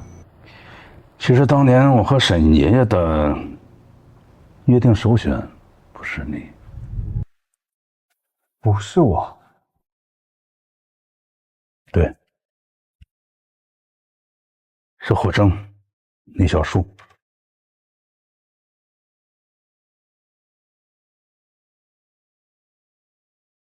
为什么是小树啊？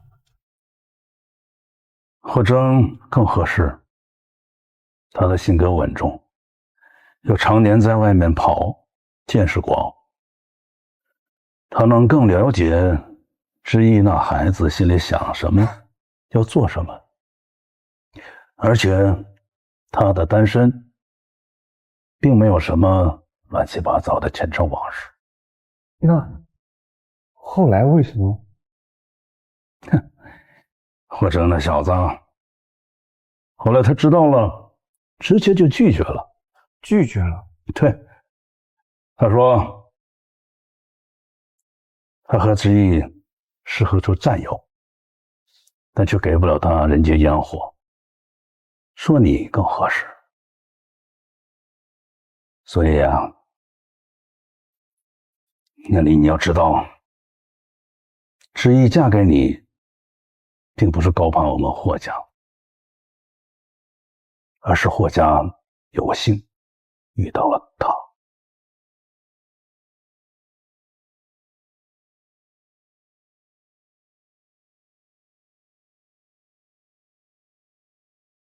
有些机会看似是束缚，实则是馈赠。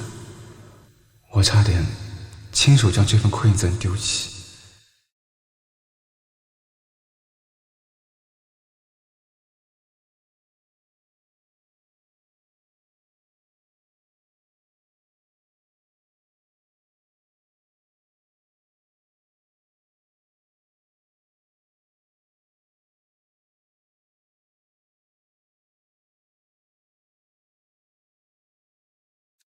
宋之义，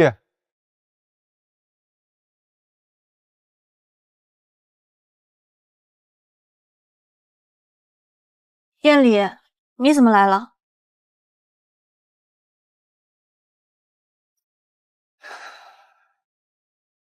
之义，关于我们俩的婚约，当年你外公和我爷爷具体是怎么商定的，你知道吗？知道，知道。他果然知道，而且是用这样一种全然不在意的口吻说出来。所以，你一早就知道小树才是首选。外公和我提过一嘴，说有2个人选，可能是爷爷更属于你吧，最后选了你。其实你一开始跟我说5年之约的时候，我心里是松了一口气的。对于我来说，5年可以让我履行好责任，5年期到，我可以没有负担的去做自己想做的事情。当时的我一直以为自己才是那个提出契约、掌控全局的人，可后来才发现，那5年是他早已默默计算好忍耐和尽责的倒计时。对了，我的借调任命书下来了，这2天应该就会走。去哪里？要多久？2年，去中东。已经确定了吗？没有任何回旋的余地了吗？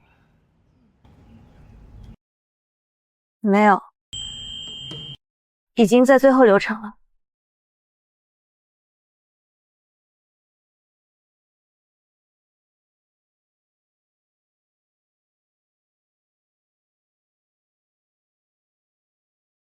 好，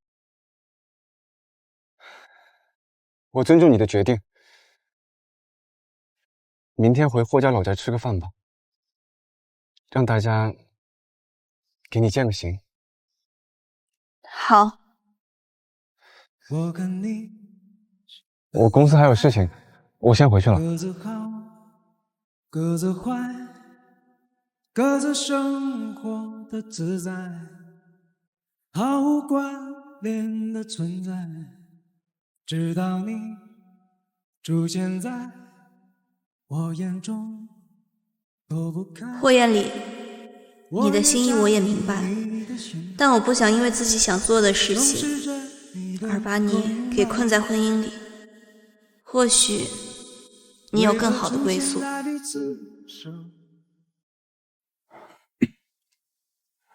艳丽呢？艳丽，他说是在公司处理一个紧急的项目。什么紧急项目？能比给之言践行重要啊？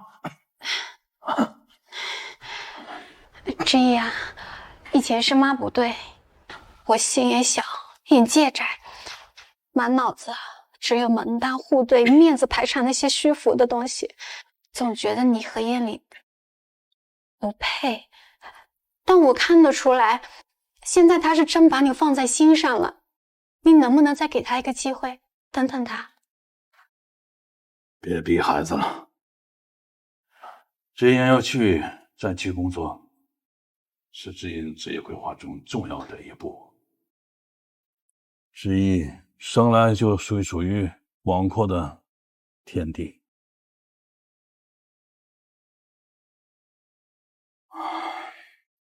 之言啊，无论你走到哪儿，做什么，一定要平平安安。霍家永远都是你最坚强的后盾。谢谢爷爷。大嫂，你一定要好好的，我会想你的。思琪，你现在是又漂亮又能干的新时代女性，已经能独当一面了，别难过。大嫂，刚开始的时候，我和周哥、季哥他们都觉得你太闷，家世背景和我们也不是一路，觉得你攀了高枝，所以那时候看你的眼光也带了一些偏见，甚至是等着看笑话。所以那个时候我们看你的眼光都带了些偏见，甚至是等着看笑话。但这几年，大嫂，你的做人风格和为人处事方式彻底改变了我们。大嫂，大哥能娶到你是他的幸运，我能有你这样的嫂子也是我的幸运。思琪，夜里他人很好，能够认识你，认识他的那些朋友，是我的荣幸。对了，大嫂，你出门在外，这是慕白哥他们整理的当地战区的医院、诊所、无国界医生的组织联络点，还有几家信誉良好的国际安保公司，以及紧急情况下能提供临时闭锁的安全屋地址，托我转交给你。这太周到了，也很珍贵，谢谢你们。大哥到底在想些什么呀？怎么还不来抓住最后的机会？之一，有些情绪，有些坎儿，没有人可以代替，更不能催促。你要给他时间和空间去解决它，急不得。行了，让之一早点回去休息了，别误了明天飞机啊。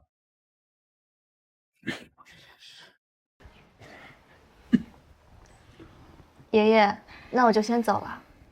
注意安全。大嫂，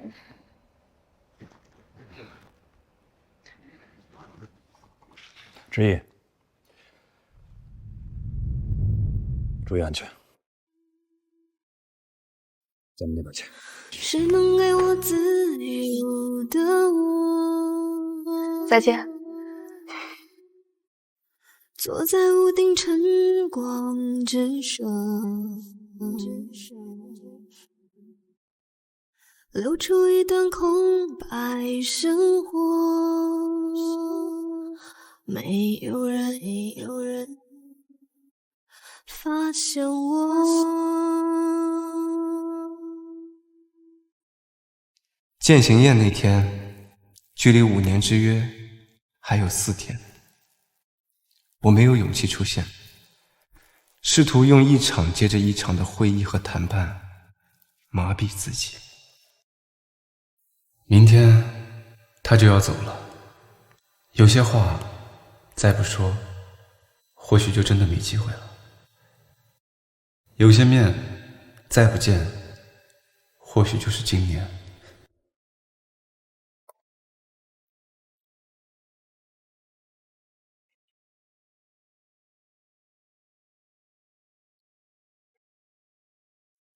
是我。有事吗？我在你宿舍门口，有些话还是想和你当面说。好，等我一下。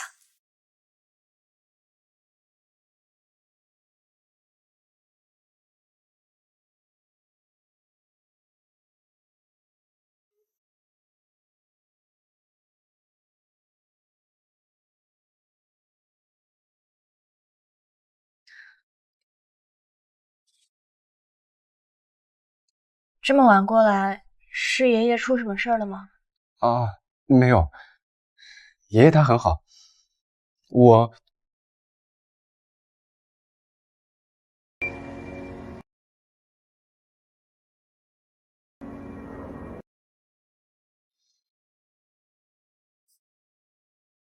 你明天几点飞机啊？我送你。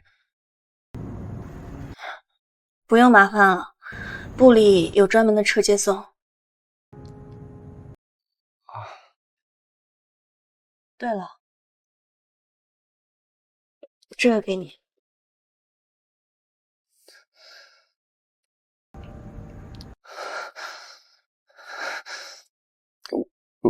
我说过，我收回5年之约啊。夜里，你的世界在这里，而我甚至不知道我的终点在哪里，明天会如何？我不想你承受那些你本不该承受的担忧和等待。我不怕等待和。谢谢你5年来的尊重，让我完成了对外公、对爷爷的承诺，也让我度过了我很有意义的阶段。但时间到了，我们都该回到最初的位置，这样对我们都好。紧我腿都是种挣扎，怕一时冲动说错话，更怕永远错过你啊。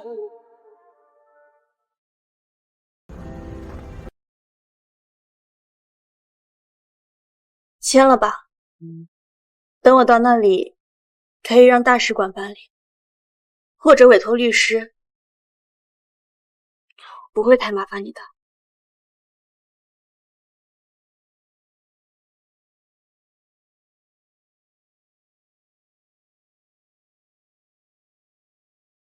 好。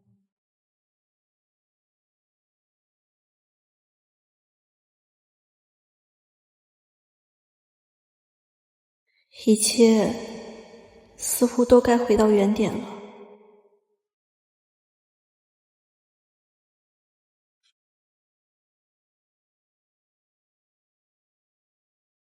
丫头，从你爸妈牺牲那年，你才12岁，不哭不闹，帮着料理后事，安慰我这老头子开始，我就知道你这孩子啊，心里装的事太多，也太要强。我知道你努力进入外交司，是要继承父母的理想。你爸妈要是没走，我绝不逼迫你，可外公一走，你就没了依靠。霍家门槛高，背景深，那些想要动你的人，就得掂量掂量霍家的分量。这也是外公能想到的，在你羽翼彻底丰满之前，能给你找到的最坚固的一道铠甲。外公知道让你嫁到霍家是委屈你，可我这心里实在是放不下呀，孩子。好，外公，我知道了。即使只是法律意义上的关联，这也是外公最后对我的保护。霍艳丽，这5年谢谢你给够我体面，从未让我难堪。这5年我很快乐。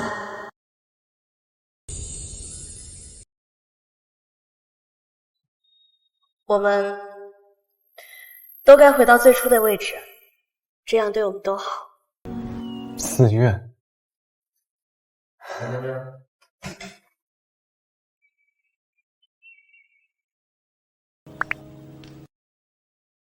喂，霍哥，你在哪儿呢？没事吧？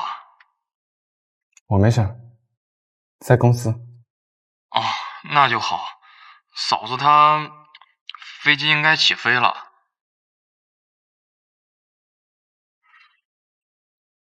真就让她这么走了？走了，走了也能追回来。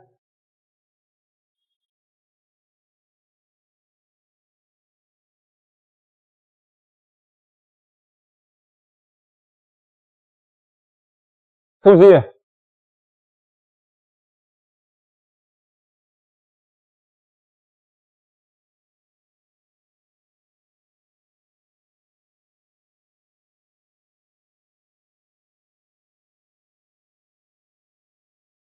，5年之约作废。我想要的是一辈子。霍先生，对不起，我还有紧急的事情要处理。志毅，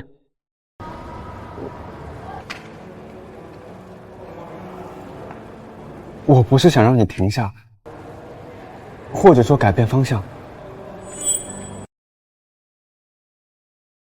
我想要的是，在以后的路上，我可以陪着你一起。霍先生，你知道陪着我意味着什么吗？那不是京市、日内这样的大城市，而是你的圈子、你的事业会彻底被打乱，还需要常年忍受离别的痛苦，甚至等来坏消息的日子。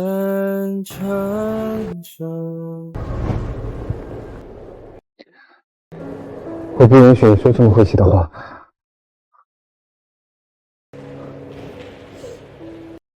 可这是事实。艳丽，我不想用婚姻束缚你。你应该有正常的家庭，安稳的陪伴，也许还会有孩子。可这些宋之意现在给不了你，可预见的未来也给不了。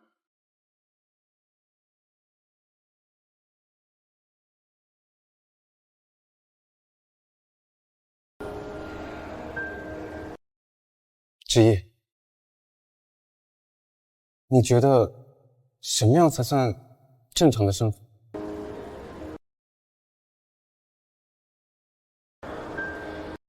朝九晚5，结婚生子，儿孙绕膝。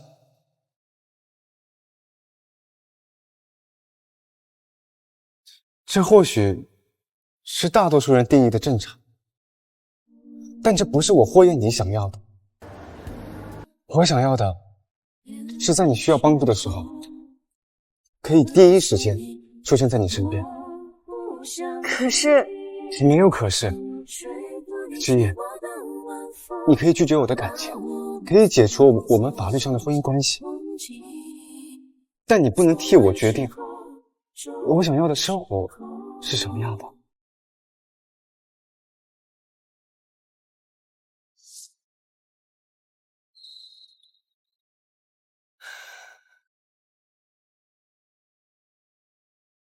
我尊重你的决定，尊重你对未来的规划，也尊重你不想拖累任何人的心意。所以，离婚协议我已经签好。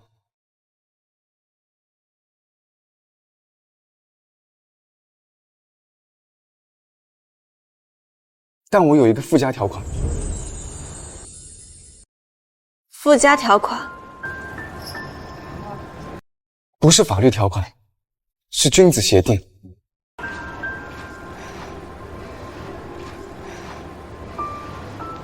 离婚后，我霍彦礼保留追求你宋之意的权利，如何追是我的自由。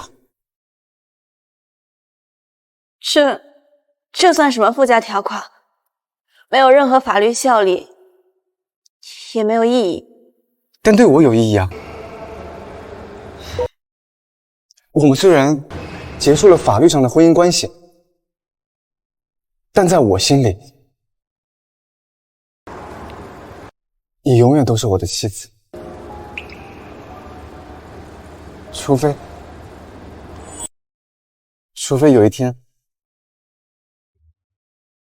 你真的彻底爱上了别人。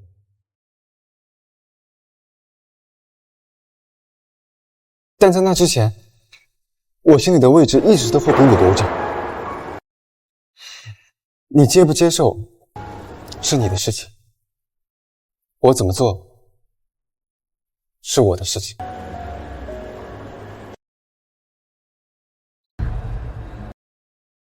随你吧。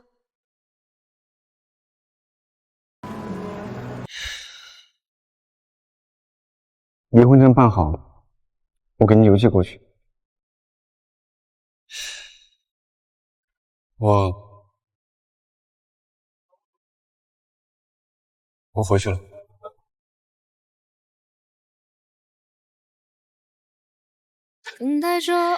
谢谢你。期盼着这愿望也许会允诺。谢谢你这5年来的尊重，谢谢你没有将这约定的婚姻变成一场闹剧，也谢谢你的成全。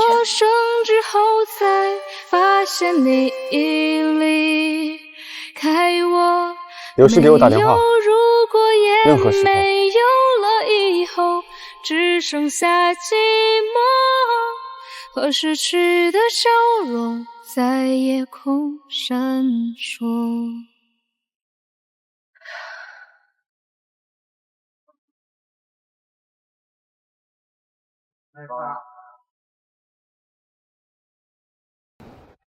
临时请各位董事过来，是有一项重要的战略调整。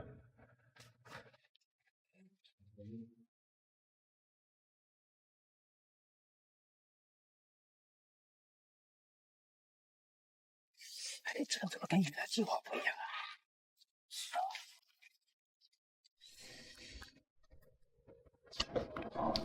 霍氏集团将出资20亿设立非公募性质的霍氏和平发展基金会，同时，霍氏集团每年利润的20%将投入该基金会作为长期运营。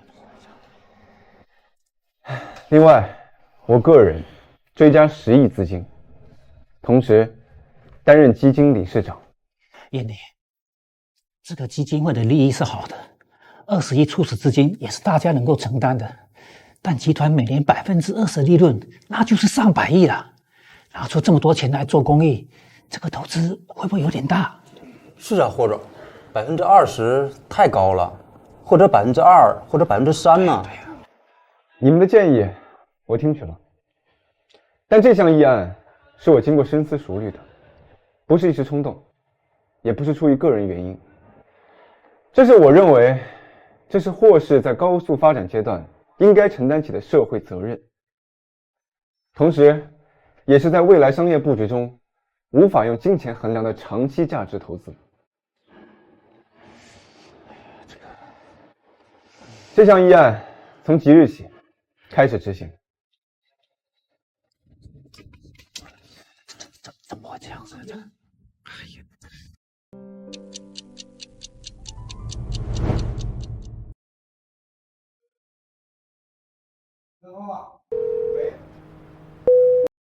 爷爷他可能就这几天了，他一直念叨你。如果你方便的话，我坐最快一班。我坐最快一班航班回去。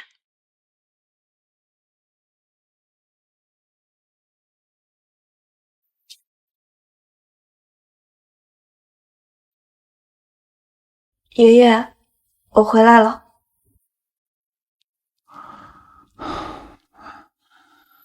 是你回来了。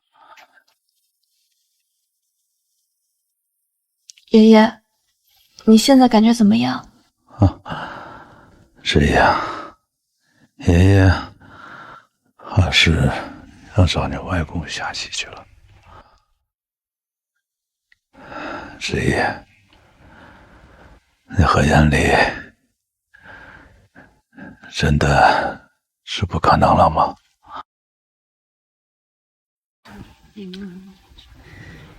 爷爷，我现在很好，夜里他也很好。好孩子，爷爷不会再逼你了。你呢？会疼吗？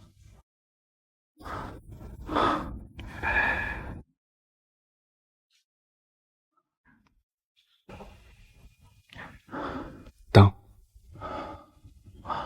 好。你们俩都是倔脾气。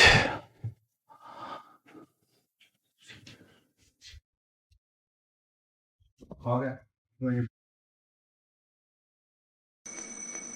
爷爷，爷爷，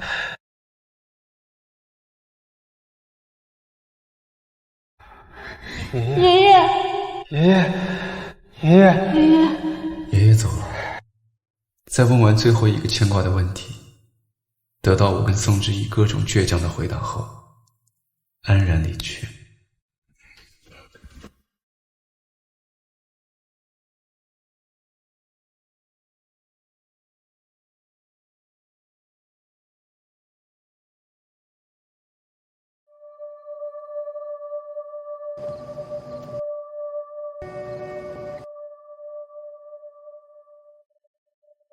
就送到这里吧。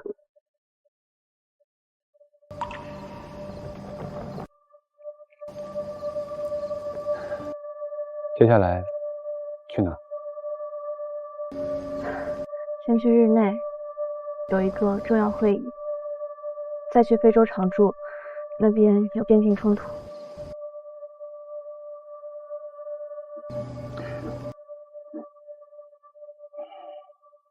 注意安全。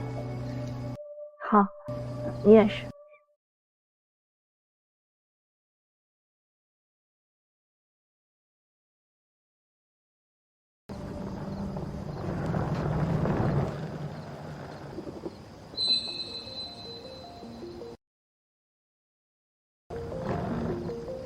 霍元礼，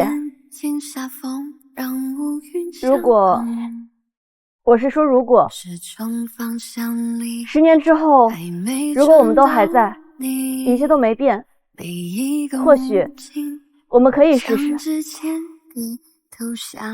但是你也不用等我，如果有合适的人出现，你就去过你的生活，你值得安稳正常的一切。告别牧童。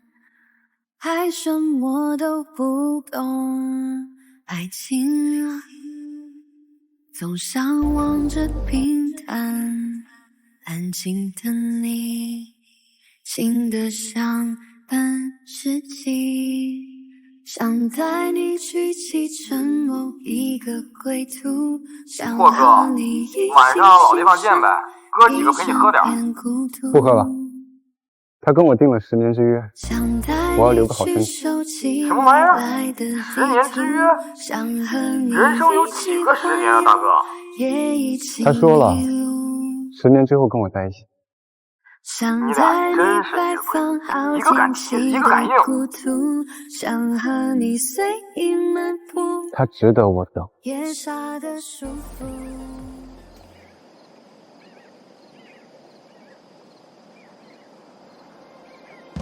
人生这条路很漫长，希望我走在路上，路的尽头始终有你。宋之意，10年而已，我等得起。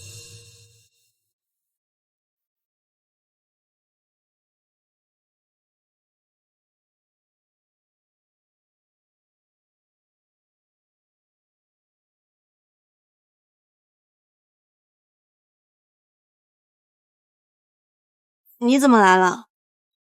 我来看看你的工作环境。你不用因为你有你的山河要守护，我也有我自己的山河要守护。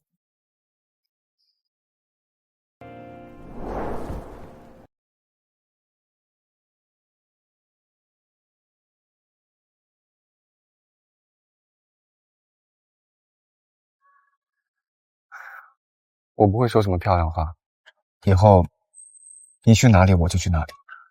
你放心，我绝对不会拖你后腿的。那你公司不要了？不要了，交给我小叔了，所以现在只能投靠你了。可是，放心，不用有压力，对我像对你助手一样就好，就像阿米尔一样。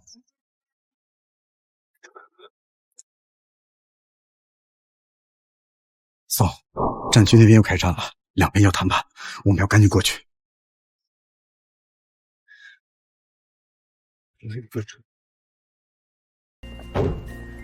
上车。走吧。好的。真正的山河为证，并非沉重的聘礼，亦非华丽的誓言，而是在各自奔赴山海，历经沧桑之后，于时光深处蓦然回望，发觉那人依旧在来时路上静静守候。山河沉默，岁月无声，而我一直在他身旁。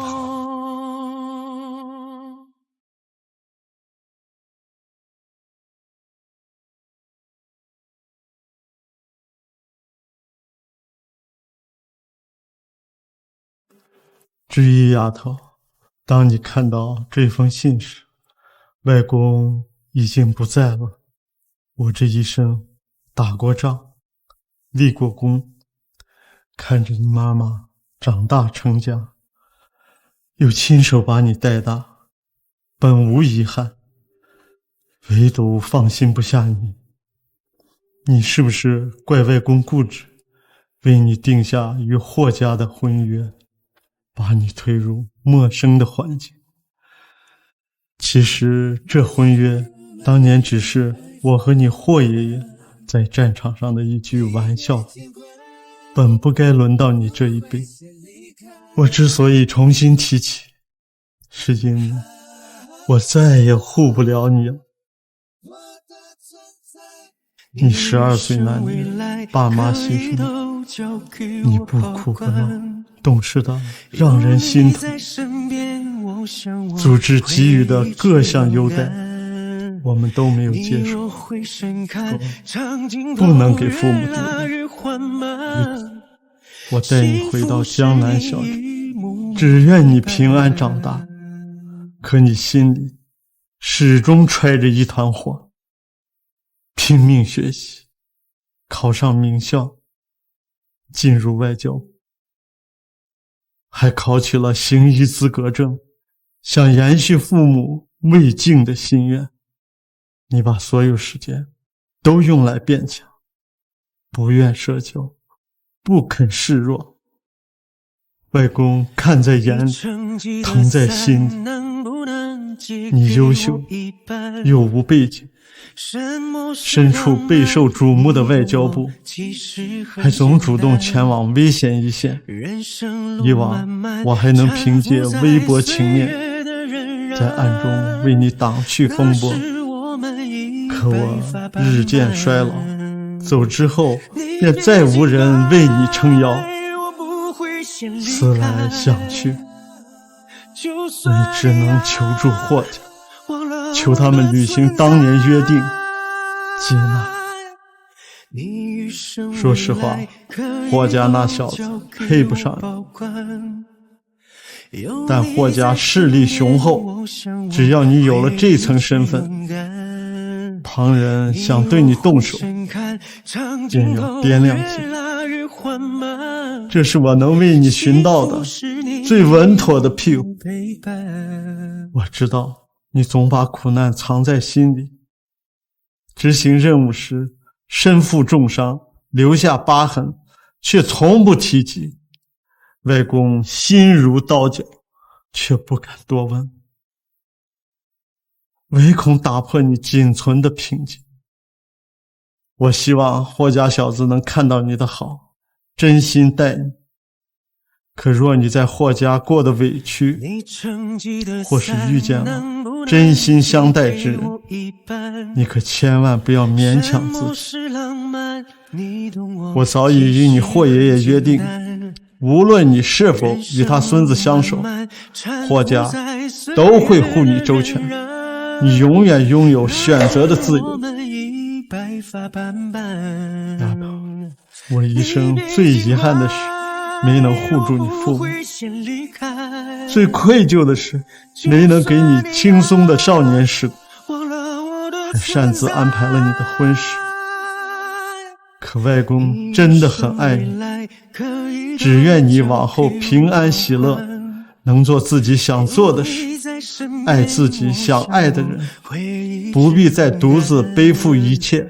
你若回身看，长镜头越拉越缓慢，幸福是你外公累了，就写到这里，永远爱你。幸福是你一幕幕陪伴。